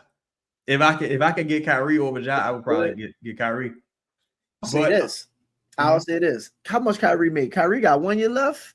I think so. 1, 2 years. See, the thing about Kyrie too is that you ain't really he's the type of person, he would be content in New Orleans just because how his personality is. Yes. He would be happy. He only make 39 million. Now, here's the thing. I would do that if I felt like the Pelicans were going to be contending in the short term, but his age makes me like, that's what Ja wins out. But when you talk about money and play style, if it was everything was equal, I would prefer Kyrie. But Kyrie make 34 next year. Oh, I'm sorry, he make 39 next year. Year after that, he make 42 on the player option. He's picking that up. Probably will sign one more contract, and that'll be the end of it for him. My distressed options on that roster, they got a lot, bro. They got PJ Washington. I'm not PJ. Is it PJ Washington on that roster? PJ signed a nice little extension though. PJ got like 3-4 years left on that. They don't mean they want to trade his ass, but I see. I get what you're saying. So I look at Dallas, and because Cooper is the core. Do you I think technically anything could be had. Do you think they try to like go? Like, do you think they try to slow walk it? Because Yeah. that PJ Washington contract to me is almost designed to be traded. I think so. Just because, well, there's no options in it, but it's not like it's about adequate value for his position. He's a dog rebounder, can stretch the floor. Like he's a heck of a player, right? Clay only making 17. So if I had to take Clay's contract that's back, what I'm saying. Like if they was like, listen, take Clay, we'll give you Lively, and we'll take whatever, because it really don't matter for them. The question really it would be, what's the whatever? I think because you don't want to force Cooper off ball too much. Yeah. And if you send him DeJounte, like DeJounte play style, it's just so like non-complimentary to a lot of what's happening. Me interested in the Kyrie now. I don't see it happening, but I would try it. I would call. But I think to me, my number one target on this team, all things considered, would be Lively. And I don't want Gafford. I told you I think Marvin Bagley come in here in free agency. I can see that because I mean it would make sense for a rotational big who played with Troy Weaver on two different teams. And yeah, for me it would be Lively, and I would take Clay. Clay a type motherfucker. He'll retire before he comes to the Pelicans. Like he kind of like Clay got shafted to a degree, dog. I ain't gonna lie, because Clay went there with the idea it was gonna be him, Luka, Kyrie, and then Lively got hurt. It's just nothing materialized. Okay, so we done Houston, Golden State. Real quick, the Clippers. Would you consider anything Collins? John Collins. I'm a fan of John Collins. Still, Lopez got a team option for 9. Out on that. Ben Mathurin, restricted free agent. They finally fucked over him. See, they in a weird spot because the Kawhi it's getting to the point where it don't make sense no more to keep Kawhi, because people not coming like to see no Kawhi no more like that. Like I don't think so. I think even with that new arena, because they having some attendance issues, you're not giving Kawhi no extension. He's making $50 million next year expiring. You're not giving Kawhi no more money, I don't think. You got Garland for 2 more years. So Kawhi get moved? I think they tear this whole shit down, to be honest. I think Garland gone. The only person I could really see them keeping is Ben Mathurin, probably. Ben Mathurin, like for us, I think they could just embrace the youth movement, to be honest. Because they don't really have a pathway to being competitive. I think they declined Bogdan. If we talk about the stress assets, the only people I would kind of be interested in a little bit would be Isaiah Johnson. I'm saying Isaiah Jackson rather. John Collins, who's a free agent. No, I'm good on Bill for $5 million. Who that? Bradley Beal got a $5 million player option. Man, they need to honestly, they need to get rid of all these dudes. Like they need to just get rid of everybody, bro. Everybody. And you don't want none of them. I don't. Well, I mean, fuck. If they was gonna just give me Kawhi, I'd take the deal. But if it was like, John Collins, maybe Chris Dunn, if he was gonna come be a backup. But Isaiah Jackson potentially. Oh, Derrick Jones Jr. Maybe I like Derrick Jones, but I don't really see for them. The only way I see the Pelicans doing business with them is if it was a situation where like, we're gonna send y'all DeJounte and Hawkins, give us Darius Garland. Like, you know what I'm saying? Something like that. I can see something like that. I guess if you're willing to take Ja, you got to kick the tires on like Garland, Kyrie, all of those players. Yeah, at this point, you got to but he another dude who like 2-time All-Star, if I'm not mistaken, but Again, you can't turn up your nose at nobody, really. If you're the Pelicans, Yeah, that's what I was just thinking. I'm like, if I'm sitting there saying bring in Ja, like, why wouldn't I say bring in Garland? bro, if the contract not abysmal, you can't turn up your nose at nobody as the Pelicans. Let's do the important ones that kind of matter. That I feel. Well, before we do the important ones, Toronto, Grady. I like Grady. I ain't saying the last name. I think you get plenty of great TV from Joel and from Joel and AD. Grady on a 1 year, $7 million expiring. You wouldn't do it? Nah. Before Brandon got there, Grady was showing some promise. I wouldn't do it because, again, that archetype is so hit or miss.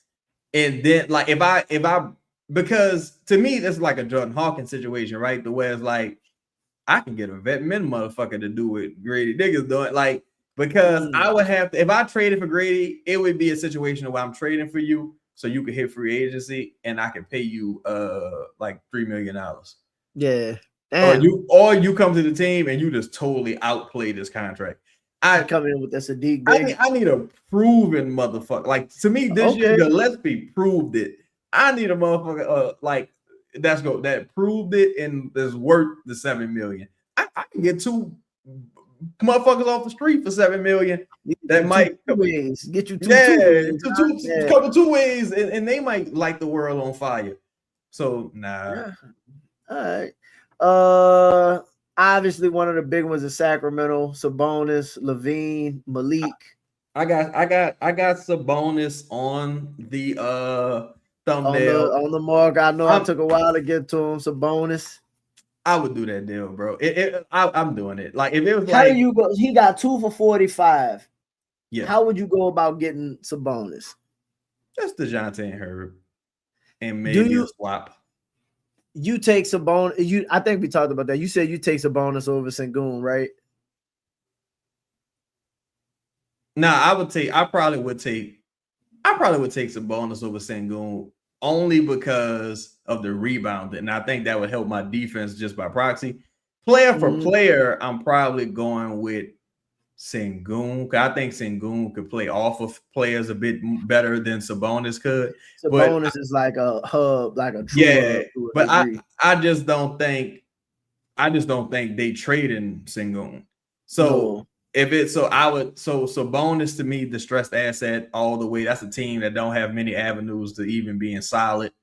I think all three of them dudes get moved. Levine on a player option for 48. He gotta take it.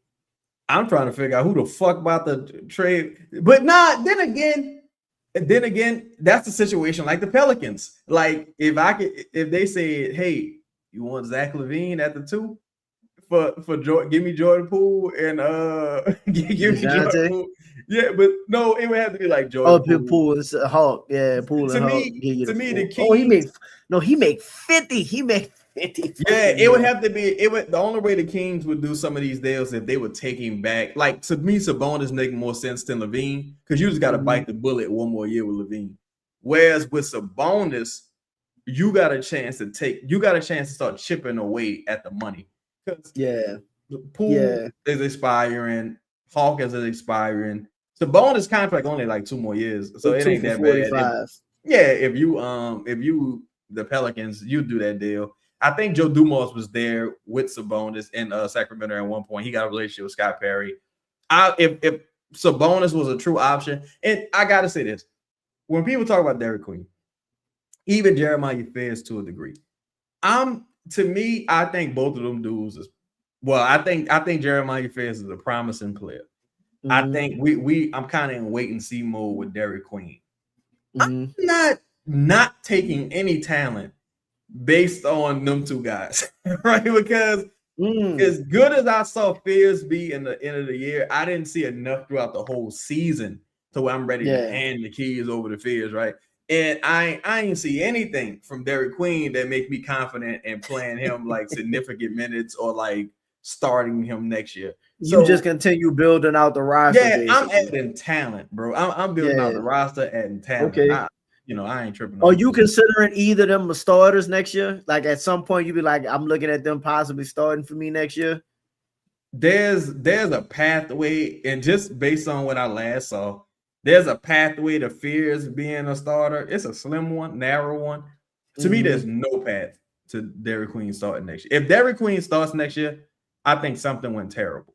Like to me, it's a situation where like it's like Dyson Daniels. I said this a couple of years ago. I said for the Pelicans, if Dyson Daniels is starting or playing like real big minutes, either everybody hurt or he just played astronomical. Like the out of his mind. like you can't get this guy off the floor.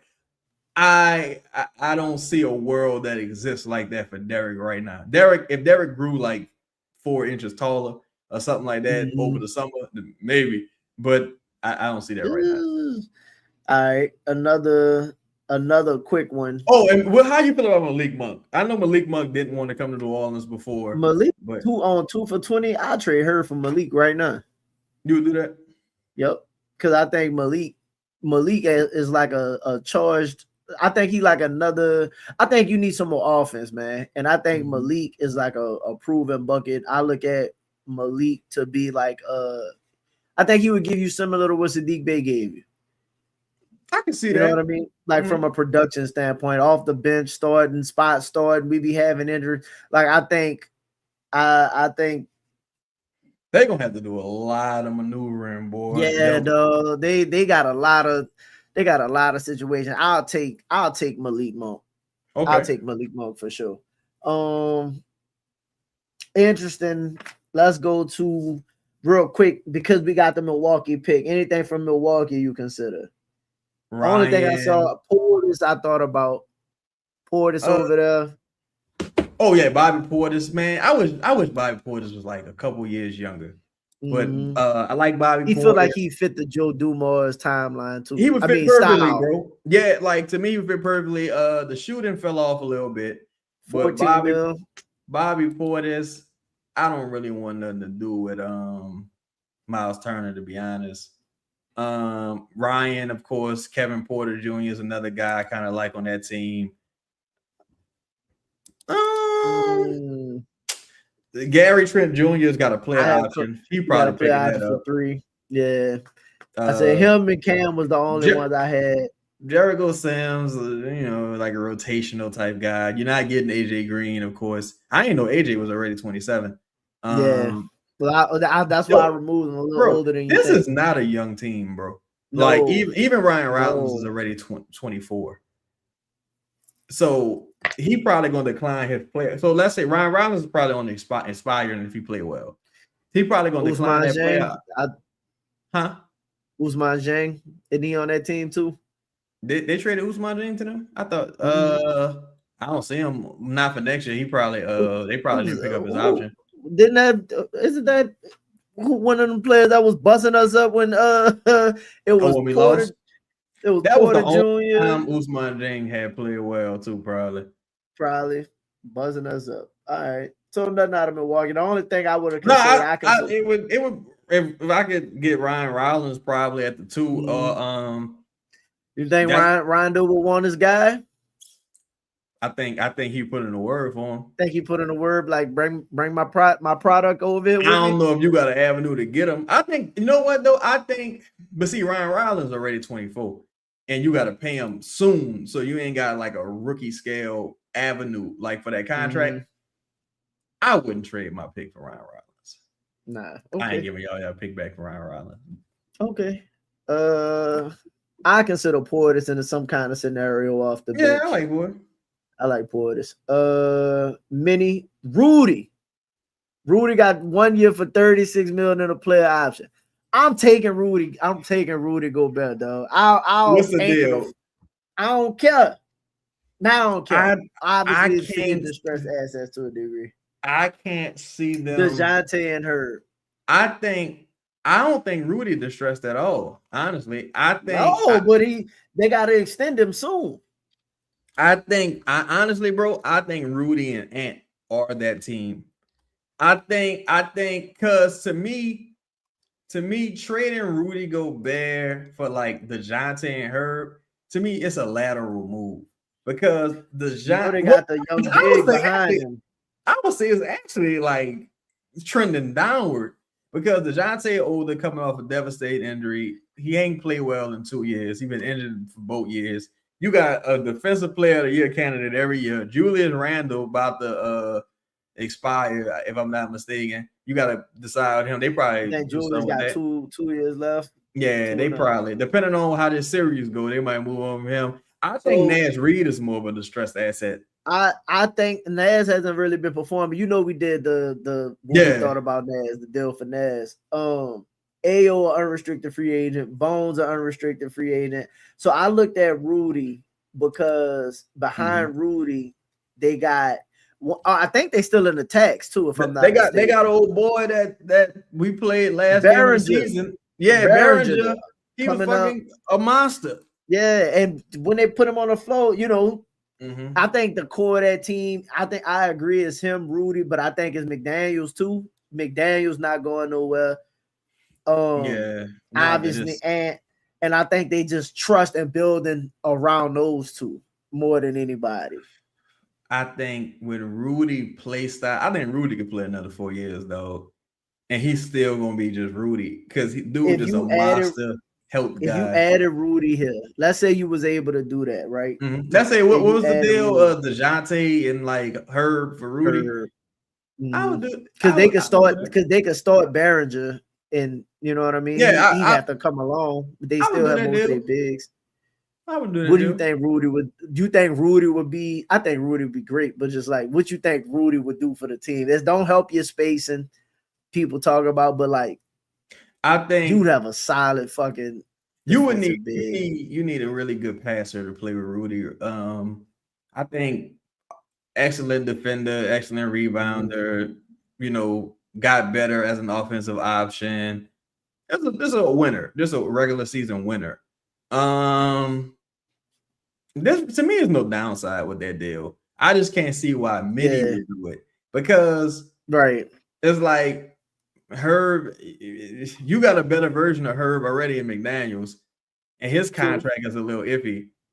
DeJounte not good, so like it's just like I'm just being real. It's like Herb DeJounte not good. Herb ain't much better.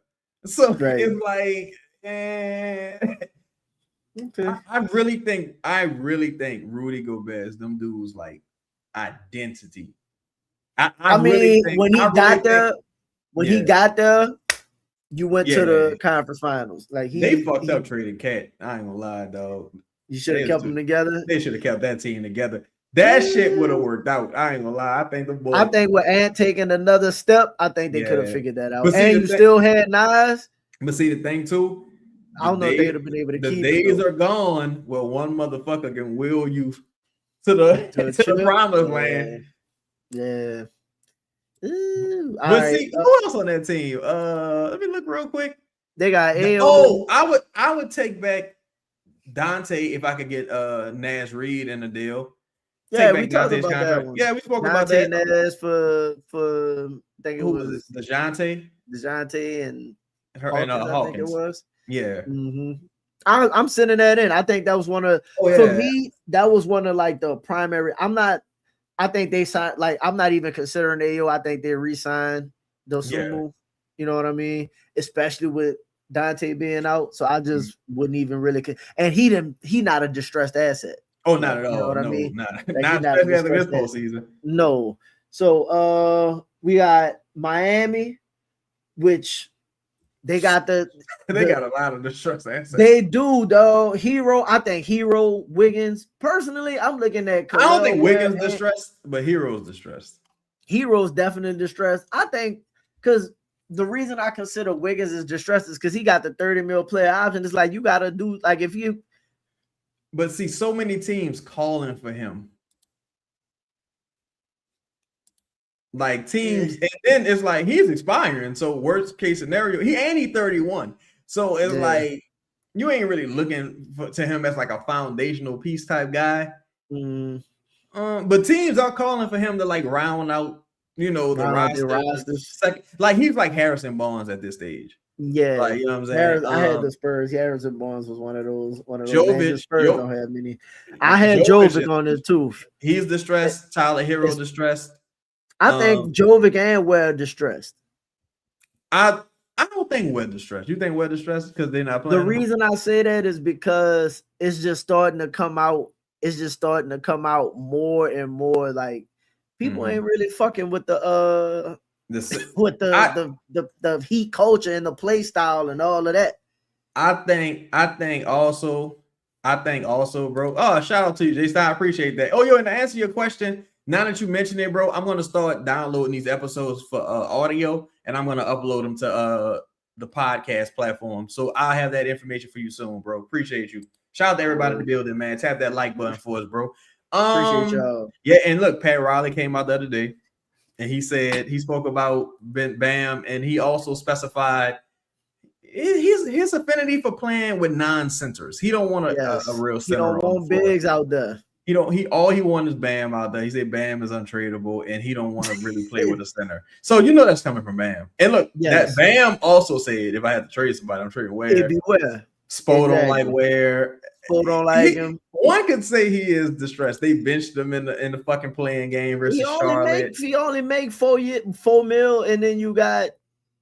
I would call them and try to trade Herb for Ware, bro. If I could get Herb and Jovic if I could get Jovic and Khalil Ware for Herb and maybe a first. What does that do for Queen? I ain't gonna lie. Queen might not come off. You might not be able to get in the game. What? Why you say that? Why you say that? No, Jovic. If I'm not, first off. Why you say that? That's a hell of a statement. You think Jovic that much better than DQ? No. First off, he 4 years, 16 million. Ain't he 7 feet? Jovic's a hell of a player. Like he'll power forward. I don't think he's quite 7 feet. But he's a big forward. He was balling before. Yeah. But he like Jaime. He had one really good year, backed up by end year, and this year they kind of hating on him. So it was like, so he had the good year. Yeah. And then got the money. But again, he's not starting because Wes starting. Right. So he probably off your bench. Yeah. Unless you're gonna play him, you can't play him you playing Z at your full. Or unless you're not playing him at the full, but like, all right. That shit might make it tough for DQ. Let's do this real quick, right? Are the Pelicans starting a real center next year? In your opinion? Okay, so that's one starter. Zion is starting. Trey is starting. Sadiq Bey probably starting. Yes. And now you got a point guard that's going to start. Yes, it's going to be DeJounte Jive.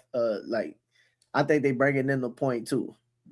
That's my thing. Like, I can't really see where Derek starts in like any scenario. That's what I'm saying. Yeah. And so imagine like so let's say you somehow able to do that. What's the deal we said? He called her vagabond Pat Beverly. Oh shit. That's funny. So I'm saying, dog, think about that. If you could somehow swing her for Jovic and Ware. No, you still got Mixie on the roster, bro. I'm doing it in a motherfucking New York second. Listen, Mixie and Carlos still on the roster. To me, that's a perfect. Like you got a perfect big rotation. Even like let's say your big rotation is Ware, Mixie, Carlo, Jovic could give you some minutes at the 3, and Derek, and it's a skill, and it become a skill set thing. Khalil Ware can shoot. So you can play Khalil. In theory, you could play Khalil Ware and Queen. You could play Jovic and Mixie. I'm not taking Khalil Ware, not playing him 30 minutes. Like, you know what I mean? Especially if I give up something real for him. Like if I give up a pick, welcome to the league, brother. Welcome to the show. No. You the guy. So I'm saying, and then like Jovic just better defensively than to my knowledge. I think he's better defensively than Derek. You might be better defensively than. So I'm saying, like, so again, and then Zion plays some big. He plays some full damn near. Sadiq playing the post. Look, I like DQ. This is not This is not Dairy Queen show, right? But again, it becomes a thing to where like if like the headline to the Scoop B article was him becoming the next good passing big man. Yeah. And that's like, is there a ton of value in that? Like, it's really not a ton of value in that. You need to be able to bust motherfuckers' asses offensively. And he had some moments. Like, but even in the last game, I think he had what? Did he have a 2020 game? But Behringer, 30-20, was it 30-20? He had 30-20, balled out. Behringer also had an awesome game, right? So it's like if you're just going to be the passer type guy, then it's like how valuable is that if I end up with a point guard? Now it could work in a situation where you got a Ja type point guard or a score first type point guard, but it becomes a luxury quickly. Like, you know what I'm saying? Like let's say, like for example, I'm trying to think of a weird. That's scenario. A hell of a big rotation. Like, I'm trying to think of a team. Let's say, for example, OKC. Like, OKC got a point guard. They got wings. They got centers. And you like, all right, here goes Dairy Queen.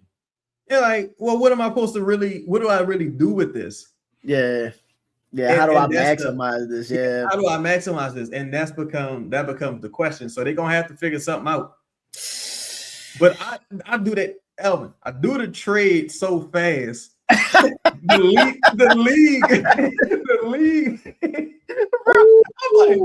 I'm like, come pick up your money. Would you take Hero? I would. Like, if 33 for 1 year. Yeah, I would do that. I at one point I'd have traded CJ for Hero. If I could, I would do that because I like Hero.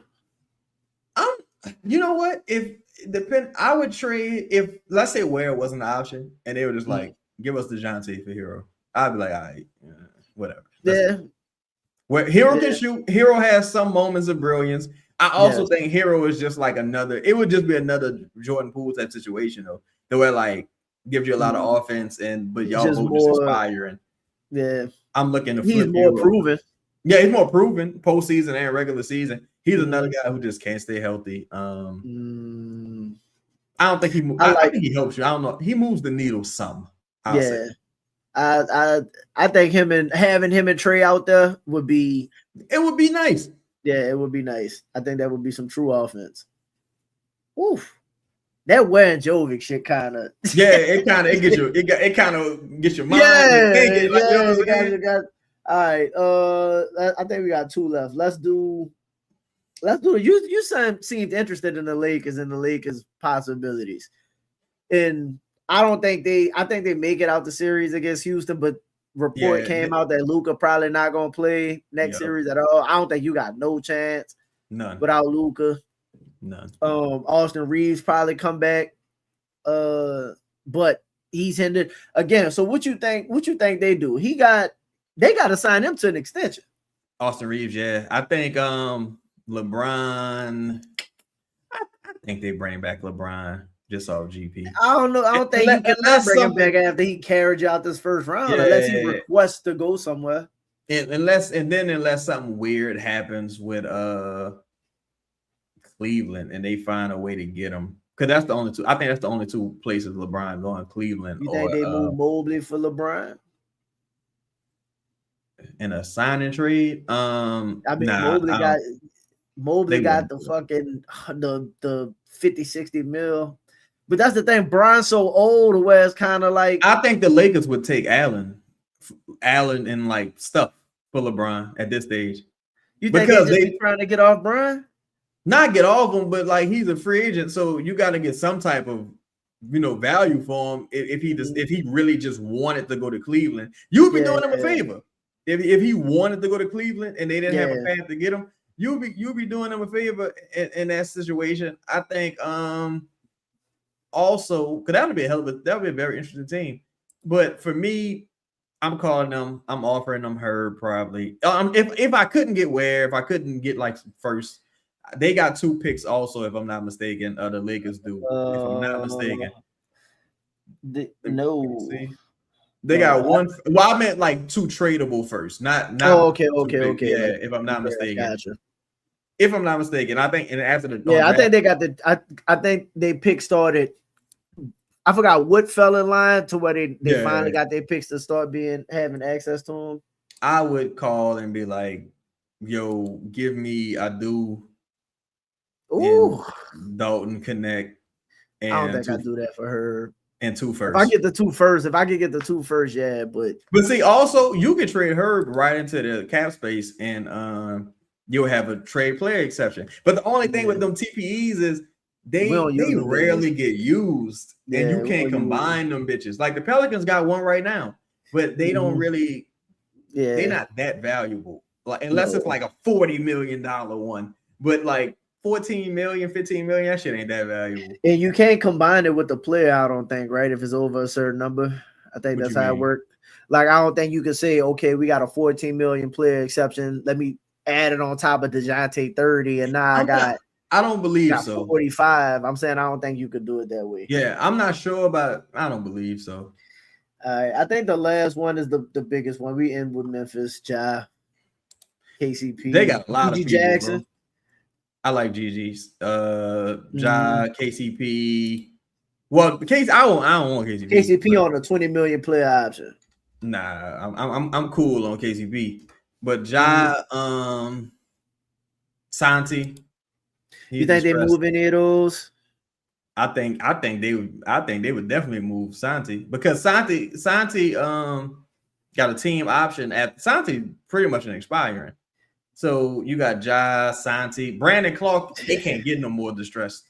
Ty Jerome kind of distressed, but not really. They said Ty talking about starting for them. Well, they looking to draft a PG, I'm sure. Hey, I talk about shit all the time. He can talk about what he want. Them Scottie Pippen Jr. is gonna be starting that point guard. Well, yeah. They got a bunch of just guys. Like they just got a bunch of stuff. They a team like Atlanta to me, kind of. Edie kind of. I like Spencer over there. I don't think he distressed Spencer. Though. Yeah, he played all right for them at times. They got a bunch of Wells is nice for them, but I don't think he distressed either. I think the only when I look at the distressed guys to me is Ja, Kentavious Caldwell-Pope. Yes. Brandon Clark, he's an expiring, but Brandon Clark. And it depends on how people feel about Edie and his size and them injuries. Like Brandon Clark. You really got a question? Can he play at all now? Like physically? Yeah, I would take I would take almost any of their bigs if it's Edie, Santi. Like I immediately because any one of their big men probably is an immediate starter for you. Do you think they different types of players? But do you think Carlo got Santi level potential? Huh? You think Carlo got Santi level potential? And like if he got enough shots up, enough 3-point attempts up, could he potentially I just don't think he consistent. Like I think Santi got more shit in his game.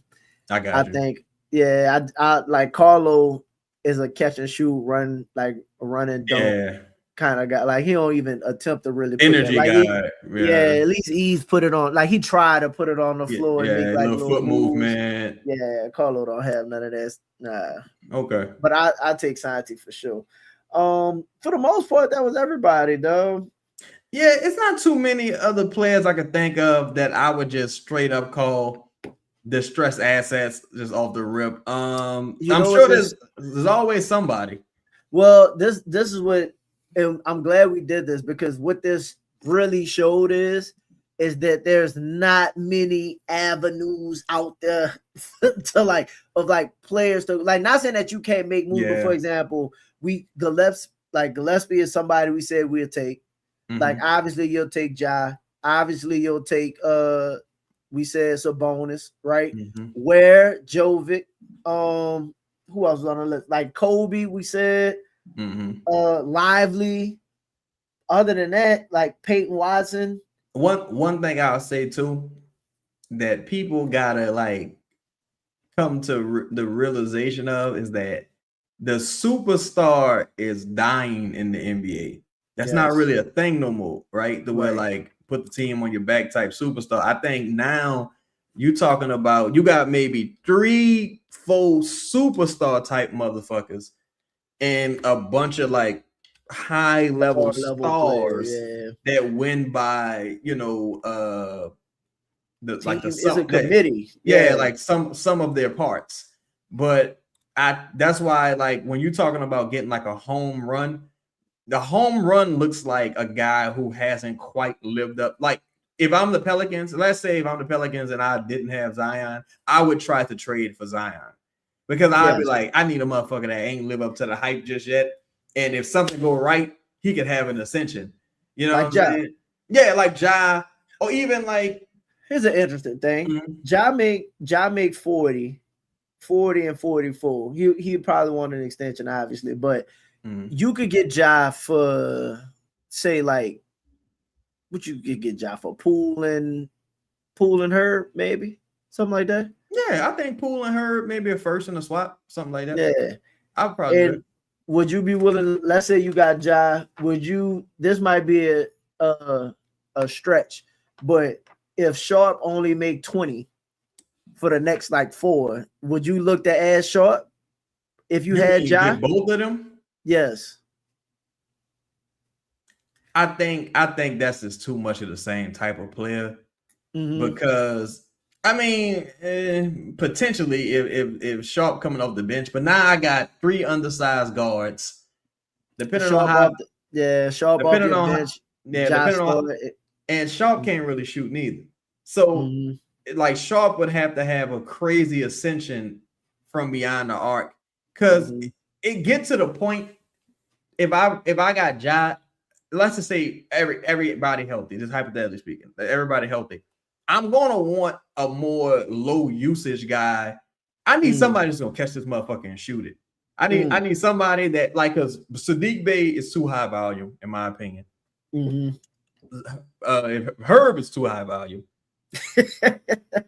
like motherfucker might say Herb only taking 8 shots. Like, yeah, he averaged 8 points, so that's too many shots. I need somebody who content with these 8-10 shots, and all them bitches gonna be threes. Like this. No, who? Like I'm like realistically looking. Who? Like Miami. Also like again, this person a free agent, but like I like Fontecchio. Guys like that. I'm not against taking a flyer on somebody like Cole Anthony for a veteran point guard type player. Yeah, it's gonna have to be a couple people to where you like. That's why I mentioned Claxton. Nick, which Claxton? Not Claxton. I don't want to say his name. Cam Thomas. Colin. No, Colin.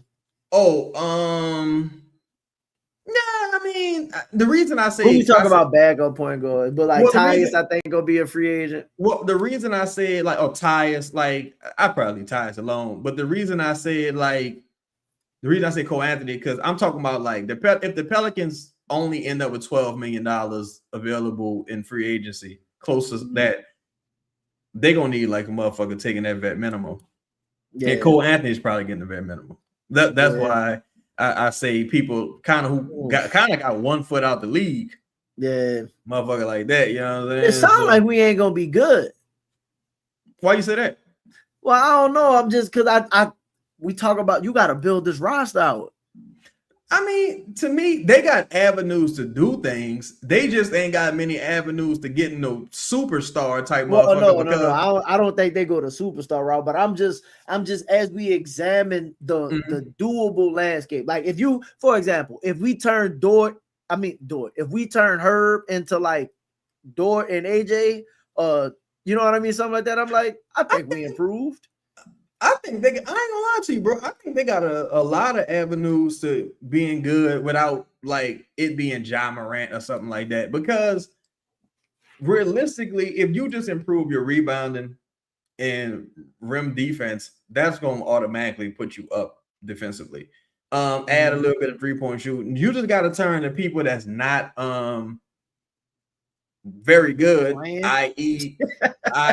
like DeJounte, Herb, Hawkins. If you turn them into like actual playable people on top of what you can do via free agency, You should. I think they'll be okay because again, they got all their own picks. They got the whatever's happening with the Milwaukee pick that they can turn into multiple picks potentially. They not in the tax. They got a couple roster spots open. They got avenues to do things. I think I want one promising move.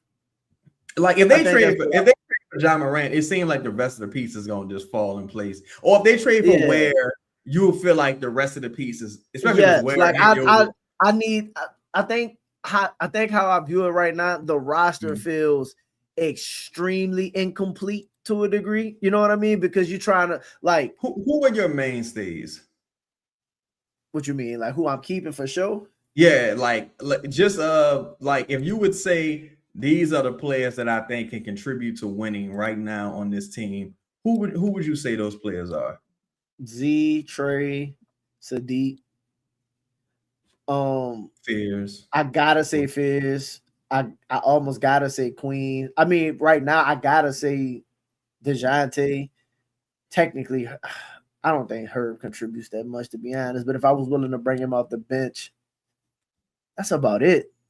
I don't really look at Macy. I don't look at none of the bigs as like key contributors. For me, I would say Zion, Trey. I think Bryce McGowan is going to be solid next year. I like Bryce. Yeah, I forgot about Bryce. I like Bryce. Sadiq Bey, Fears. I like Eve Messi as a rotational guy. I'm probably missing someone else. He's got to take a step to me, though. I don't. Maybe I'm being hard on Eve. To me, Eve 21st pick, who been playing basketball 6 years. Like I just view him as like a rotational big. To me, I never thought Eve. I didn't think Eve would be as good as he is. So I never had like, I thought Eve would be like, Eve is better than James Wiseman, who was the number 2 pick. Like, you feel me? So it's just like, he's arguably better than Isaiah Jackson. He's a rotational guy in his second year, I'd say. Only on a rookie scale deal. Yeah. But to me, on a roster with like 15, and I like Carlo as well. So that's about what, 7, 8 people that I think are solid. To me, now, if you I need a better starting point guard, I need a better starting center, and I need some shooting. I don't care if the shooting come off the bench or what have you. And I got enough assets via trade. I got enough money via free agency. I got ways to do this. You got Jay Huff. Is he in Indiana right now? Jay Huff, he's another rotational big type guy. To me, I know I could get. Well, let me say this too. For the Pelicans, who you think got positive value that you could get something positive back for? I don't mean taking on like a worse contract that you would be willing to trade. Nobody. That I would be willing to trade. Yeah, you think Herb got positive value? I think Herb still got positive value to a championship team.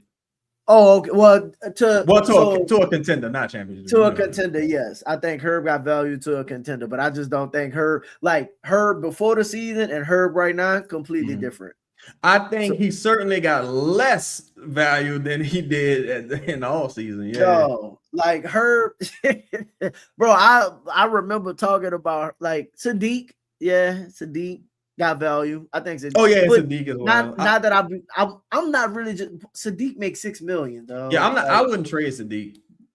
Like to me, I think DeJounte got value to a team like Houston and certain teams. And that's where I'm at. If we made like, let's say you was able to do DeJounte to Houston for like, because DeJounte make 30, and if I can get like Jabari Smith and salary filler, I probably I don't know if I would. But see, the thing with that is I'm not sure. I'm pretty sure that I wouldn't be willing to take back Dorian Finney-Smith contract in that situation. But if I didn't have to, that's a deal that something like that could work. Yeah, I'm just looking at like if I could make like a 1-for-1 type deal, well, I don't have to burn most of my assets to like. It's tough because he make the 30 plus. Well, not a 1-for-1, but I'm just mean like I know what you mean. If I didn't have to like use DeJounte and Poole to get. Oh nah, they got a bunch of scenarios to again, so like if you could get to, you got to fill some spots, because again, like if you could get to $50 million without even touching DeJounte or Herb. You know what I'm saying? Like they got that many avenues to like create money. That's why Joe said, I like our contract situation because they really got a ton of avenues to do a lot of things. So for me, I think if they fixed it, if they solidify the center position, I think it just makes the roster fall. Now you got a better vision. Yeah, that's my thing. Because as of right now, the way the center position is on the team, even if you add Ja, even if you add Ja and you don't do anything to the center position, you still playing small most of the time. Like Eve's still too small, Carlos still technically too small, and like a lot of the problems that you had was you couldn't stop nobody at the fucking rim and you couldn't rebound. Like I think too, you couldn't stop no dribble penetration. They were just terrible defensively. Like just they were low. So I just if no, you good. It's just if we could get a true center, I would feel significantly better in like how the roster falls in line, because now I ain't sitting there playing, because you got to think they starting Herb and Sadiq Bey because you don't have a center that you trust on the roster at all, so you just naturally playing small. I think also because Borrego sucked and they didn't want to take Herb out the rotation. That's a huge point, because which is why I don't think he's gonna get this job. They were just zero justification for starting Herb at all this season. But no, bro. Yeah, it get funky, but I do think they got a lot of avenues to improve, bro. Like I got an option for you, a scenario for you. Would you rather have Khalil Ware or Ja Morant?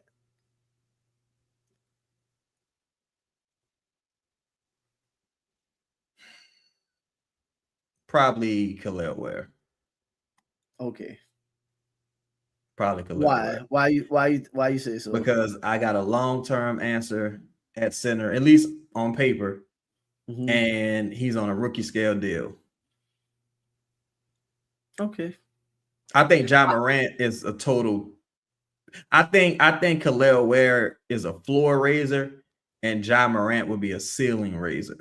In that scenario. But here's the crazy part, though. You got a path to get them both, and it's not an unreasonable path. And that's the funny part. Like again, that's why when you say it's not gonna be bad, they only gonna be bad if they decide. If they don't, that's what we on the same page. The only way I think they'd be bad is if they ultimately just decide to sit on their hands, which I don't see. Because I think him saying it's like this. Check this out, right? And this is why Joe do more slick. I like Joe. Joe's slick. Joe's slick. But I'm slick too. So Joe said, looking at our contract, we have some cool contracts. Now, Joe know that he ain't signing no free agents. No. Not just because New Orleans, you ain't really got no money to sign a free agent. You only got about $12 million. So when you mention the contracts, you're talking about from a trade standpoint.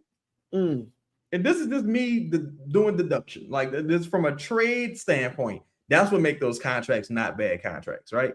Because again, you ain't got all the salary cap to sign people. So you got to be talking about trades. So that means, and you mentioned, because I think Joe didn't necessarily say that they want to get back into the first round. That was like a rumor. And he said we could get back if we wanted to. Yes. He didn't say I want to. I want to get back. Yeah. He said we could get back if we wanted to. They have some opportunities to do that. So again, that's two comments right there that said, we traded. Somebody gonna get traded around this bitch. Let me ask you this. Let's say you swing and you get Ja, and you swing and you get Webb.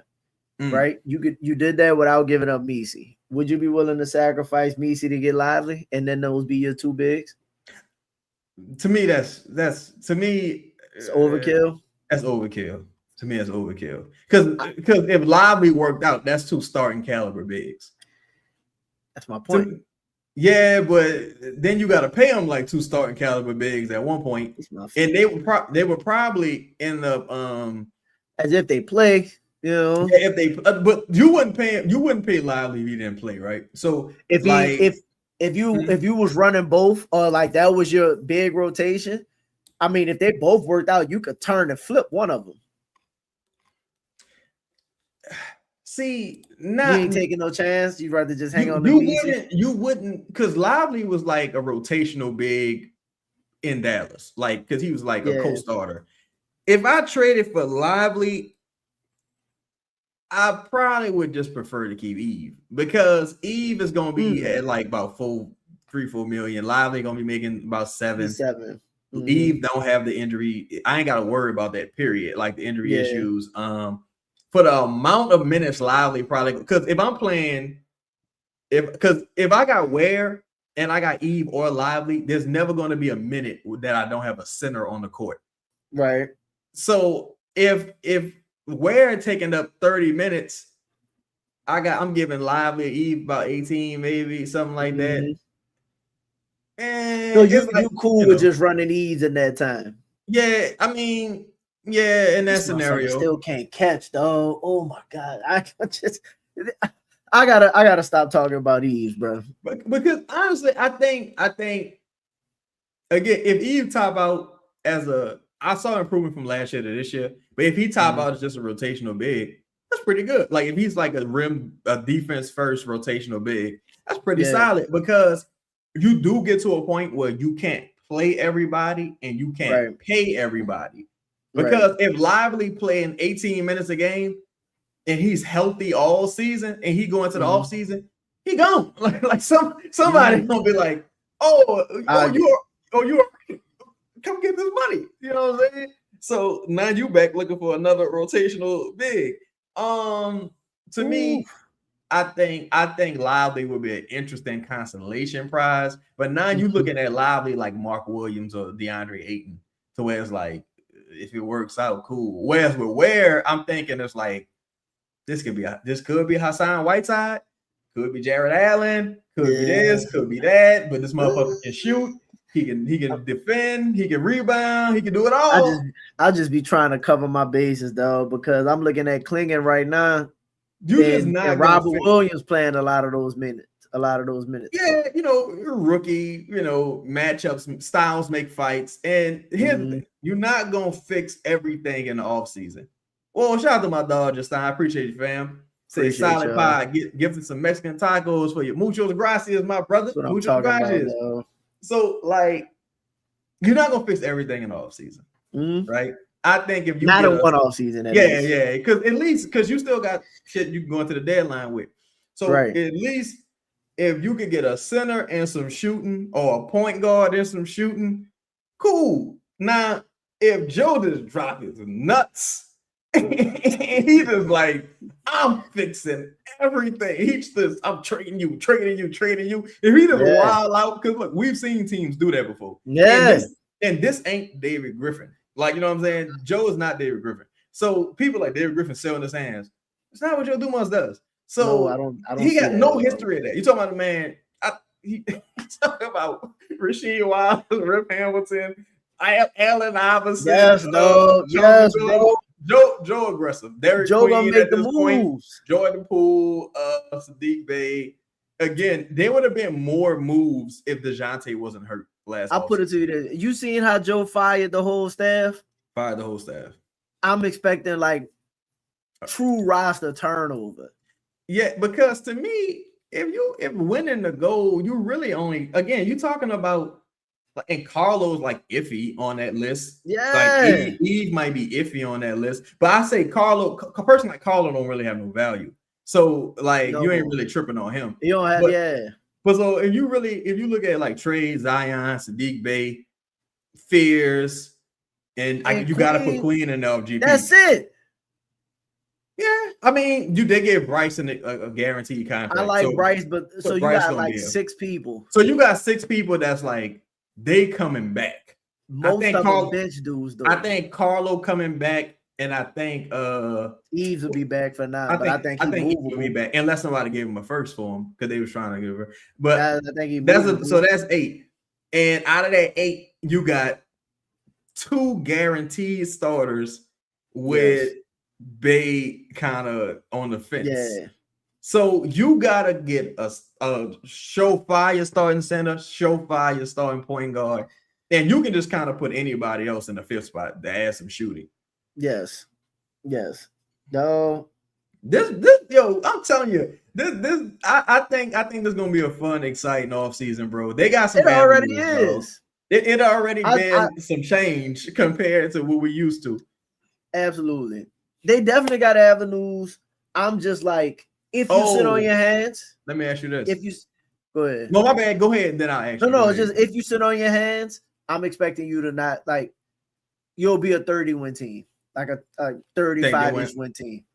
I'd be shocked if they went 30 if they sit on their hands. I'm saying I think a new coach will get you to the 30s. Yeah. So like, but I trust the coaching hire. Let me ask you this: do you think they've made their decision on the coach already? Because they already started. I mean, the guy they hired, that's not necessarily adding to the staff, but do you think they like? I think they got an idea who the guy is. If you had to guess, who's the guy? I think it's Rondo. I personally always think the guy you get in first is the guy that you want. You think they interviewed him first? He was the first formal interview, I guess, that was announced. Yeah, I think it's Rondo. I think Rondo just fits. I think he fits everything they want to do. That's like, to me, and I go back to Joe hiring that first-time head coach with Carlisle. Shout out to everybody. Make sure y'all hit the like button. Like, to me, the thing that just make the Rondo thing seem like he's the heir apparent is because if you walk into your house and something missing and you look around and you know everybody but one person, you're gonna be like, it's that stranger who did it. Yeah. So what the fuck he doing here? Yeah, who this nigga stole my shit. So when I look at Rondo just looking like an outlier for his like the names and attachments, I think Rondo could potentially be the guy. Perfect example. If I'm not mistaken, I think JJ interviewed first for the Lakers job. If I'm not mistaken, I think JJ interviewed first. He was one of the first interviews before Borrego, before the fucking Dan Hurley, and all them names that came out. Because remember, they interviewed JJ, and everybody was like, "Oh, JJ got this job." Then they went through a long process to circle back and JJ get that job.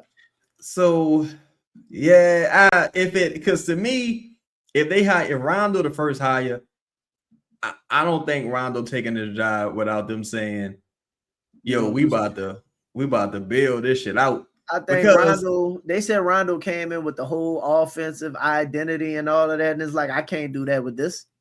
I can see Rondo. I think Rondo will be interesting in Chicago as well. I hope they don't hire him and he can come to New Orleans, but I think he would be interested in Chicago hire as well. Chicago don't know who running their building. He played for the Bulls for a little while, didn't he? He played for that one season, 2 seasons. He had a cup of coffee with the Bulls. Him and D Wade. Yeah. They don't even got a front all, and they got to do a wide search. That's what kind of the Pelicans the lead leg up. You don't know what's happening with Golden State right now. I think by next week the Pelicans got a coach, dog. Yeah, I think by next week. I wouldn't be shocked if they had one this week. This is not news. When you start seeing when you start seeing the medical stuff start happening, you start seeing some of the other hires. I think you'll get the head guy, so we could start filling out the rest of this. Yeah, you know what I mean. I feel like they're gonna have a though. Yeah. Listen, they probably gave him. Listen, we're gonna bring you in. We're gonna interview. We still got some people we need to talk to. You know what I mean? We got to do our due diligence, of course. Go home, go see with your family, go make your move preparations. Congratulations, man. That would be a home run first move. Of course, they probably got a couple names that we ain't heard about yet. I'm hoping that some of the names we have heard about were just like filler names, and they're not even really on the thing. You know what I find interesting about the names in the list so far is that I think they did a good enough job with the names on the list to silence diversification. Yep. I don't think they ever gonna silence some of them though, bro. You can't please everybody. Fuck them. Yeah, you can't please everybody. You know what I'm saying? They get eat a dick. I think the bias is too deep in the building, because if a motherfucker say something like, for example, you say it feel like they're gonna announce it going into the weekend. That's a good point, because I think they announced all the firings over the weekend, Sir Charles. Yes. That's an excellent point. I think when you say something along the lines of like, if it's gonna be Mosley, I'd rather just keep it regular. Like, Why? what are you? What type of free base cocaine are you doing? This man is up 3-1 in the playoffs. I don't think Rick ever been in the playoffs. The fuck are you No, talking about? Like, no, no, dog. like I think so. I think the bias is too strong. And I think the only reason people kind of like celebrating the Rondo thing is because it's impossible to really hate on him. The only thing you Yes. can really say is that, oh, well, he's a first year head coach. Like if shit go bad, that's gonna be the go-to. Like you hired the And first year then head coach. but you can't even hate on that because JJ you Redick, Willie Green yeah, was the first year head coach. again, and then he not a normal first year head coach. He a first year head coach that everybody is like, this guy should be a coach. Yeah, So everybody like, loves and reveres pretty much. yeah, like everybody was like, oh, he'll figure it out. And you don't hire any coach with just, especially here, you don't hire any coach with like 1 year in mind. Yo, let me ask you this, because I was told this. Well, I don't say I was told. I heard this potentially. That how would you feel if DeAndre Jordan said, I want to play? Like if he was like, I want to get to 20 years. I'm not trying to join no coaching staff. I'm trying to be like Garrett Temple.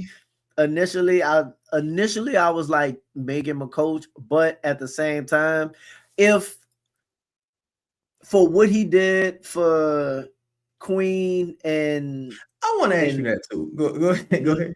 Well, no, just for what they said he did value-wise for Queen and Fierce, because Fierce like mentioned him too as a guy that was, very pivotal. And if you still trying to establish culture, you seen them looking at Herb, like when Herb got that technical foul, and they're like checking Herb. Yeah, like what are you doing? Yeah. Yeah. So like if that's the case, then like I ain't overly mad at it though. Like you see multiple teams around the league carry players like that. And again, your 15th player shouldn't be playing anyway. True, but this happened one season when I can't remember exactly who they signed and gave a guaranteed contract to. But my mindset was, it's not the fact that he's the 15th player. It's the fact that you got 15 of roster spots, right? And he just regardless of where he is on the bench, he represents a roster spot. Yeah. So he's the 15th player because that's where he's at this stage in his career. Right. But if I could have gave that roster spot to a motherfucker that would have been my 9th player, my 8th player, or something like that. And or I could have took back an extra player via trade to make salaries work or what have you. Like, things like that. Yeah. And I mean, if the contract was non-guaranteed, it would be excellent going into next season. It's tough. It's something that's gonna be interesting. I look at it and like I think when you in the building stages, if I'm trying to win, I think about it the way you thinking about it. Right. If I'm just trying to like get my feet beneath, I just gotta establish some shit. And I don't have because I look at the coaching ranks similarly. Like I don't know if you could just have a million. I don't know if they got a number of coaches that you have to have, or you know what I mean? Yeah. Because there's only so many voices from a coaching standpoint.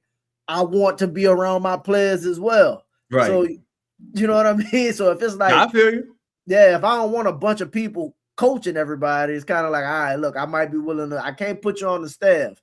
I might be able to, It's just interesting. Like, again, change. They got some decisions to make, though. They got some decisions to make.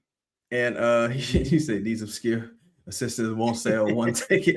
Like that's what this is. Like some of these names are pretty obscure. They like shout out to Dotson. Dotson made a good point. It was like for a seasoned coaches, like veteran coaches, I'm sure it came to a point where it was like, if you come to this team, you're just coming here to coach. Like this front office just got here. This is officially our first year. Yeah. Yeah. So like, I'm not giving control up to nobody. right. So I'm sure that eliminated some names from the search. Some people probably weren't as interested in that proposal, or because Also, even to go ahead. Rondo's benefit, I think Rondo really coming in, and he ain't not saying he not thinking about personnel. I think he's so like he would be so locked in on like what we have, the roster, maximizing and developing.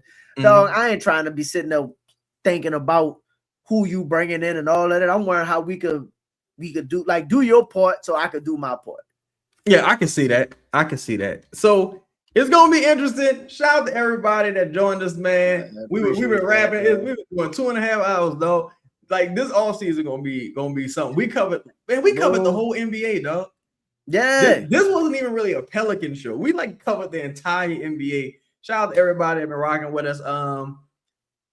Justine said, you think Gail has any sort of relationship with Rondo has any sort of relationship with Gail? I'm sure they know each other from his tenure. Probably. But he was here already. Yeah, but he had a cup of coffee with the team, had a postseason. I don't know how deep their relationship goes, but I'm sure they know. I'm gonna say the season that Pelicans fans talk about the most, even above any of the CP3 years, is the year Rondo led the team. And I'm sure if you got shame.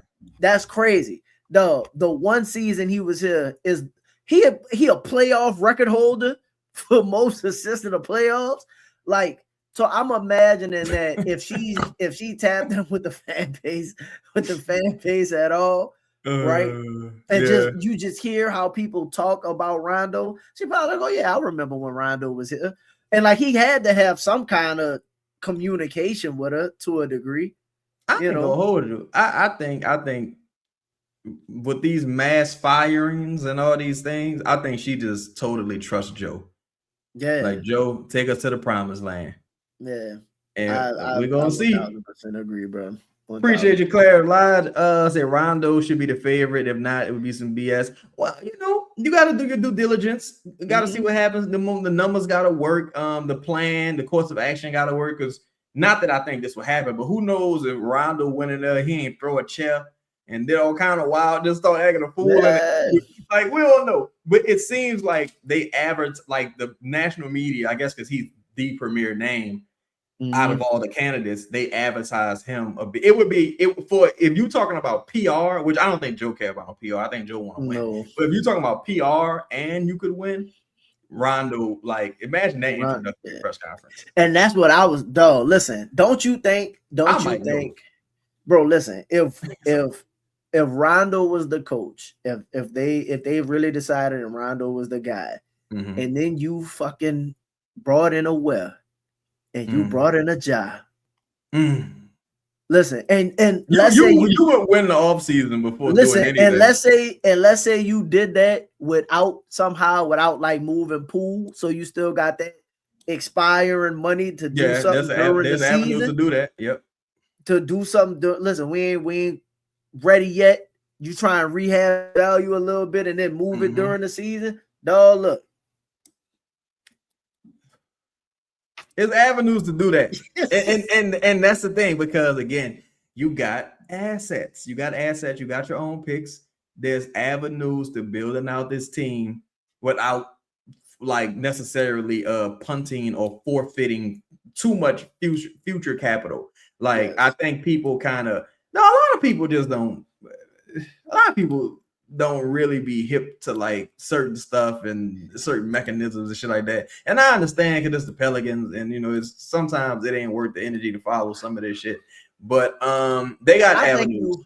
I think you one season away. I think the first year was the assessment year of like everything. Well, clearly, so we can start doing that. I think next year is the assessment year of like a true assessment year of the basketball team and what they because I think you set the expectation of how we kind of want you to play.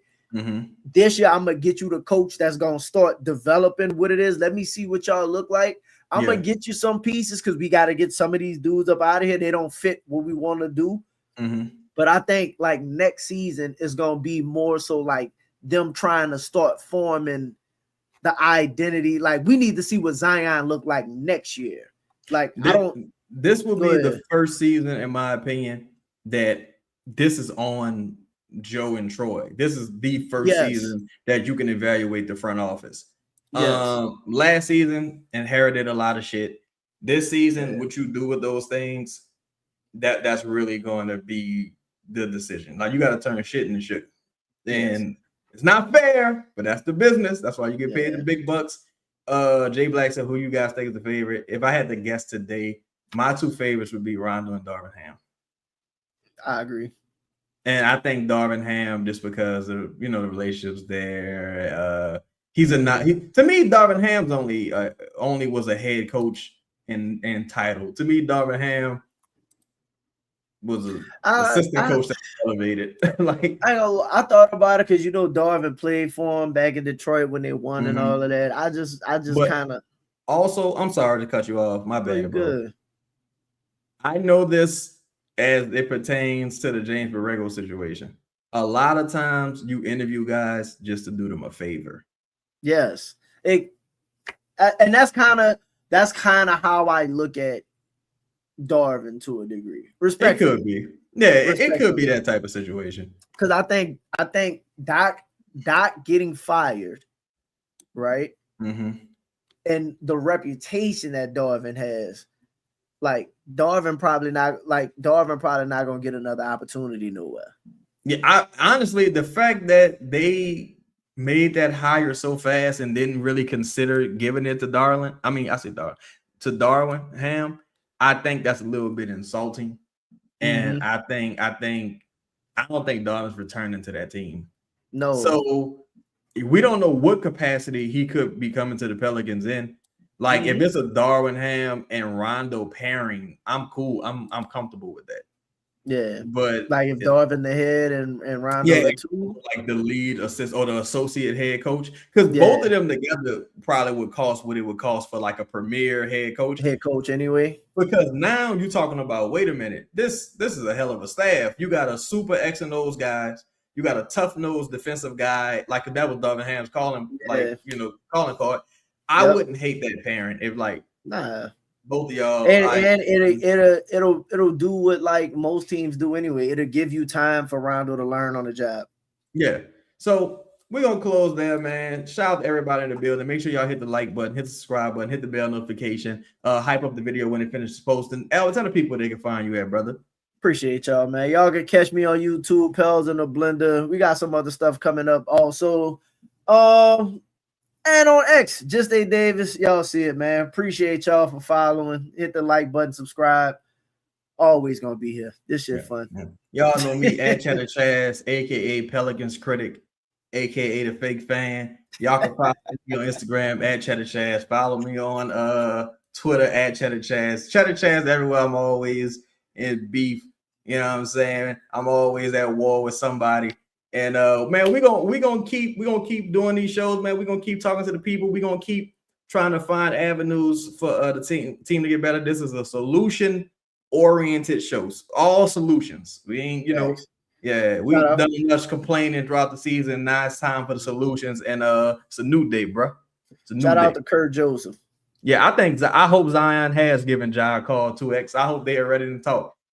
Cause Ja, you got the new sneakers dropping, you got the new colorways, you know what I'm saying? You got the Bruce Lee's dropping, you're doing your thing, you getting bread. That skeleton edition gonna be crazy. All you gotta do is come to that row. You can be Tupac. You don't want to be Tupac? Come to that row. Who don't want to be Tupac? Come to that row. Look. Hey, bro, listen, that grenade celebration gonna be fire. Grenade. Ja, this could be you. Come to that road. The grenade. You seen him at the Orlando game. Hey, look, you can say, Ja, think about the corny jokes. Ja, destroy hand grenade. It could be Ja. Let's do it, partner. Let's make it happen, homie. But yo, man, again, shout out to everybody joining. We're gonna dip out of here. Y'all be cool, be safe. We out. Peace.